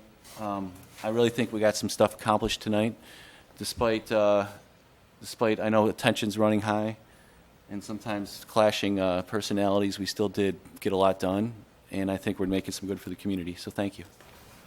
Eric. Okay, I have 4 points. I want to just quickly say as fast as possible. Again, the GoFundMe for Southline Hotel employees. It's online. Help them out if you can. Southline Police, Fire, and DPW were present on Thursday morning, and I was there. I saw it. I got a text at 2 o'clock, 2:15-ish, and I was out of my bed in my pajamas. My fiance and I were sprinting down the street, and Chief, you were one of the first faces I saw, along with some of the employees, and we just sadly sat on a bench and watched the hotel burn from 2:30 to 4:30 a.m. And then I got up and went to work, like I was going to work, not in my pajamas, but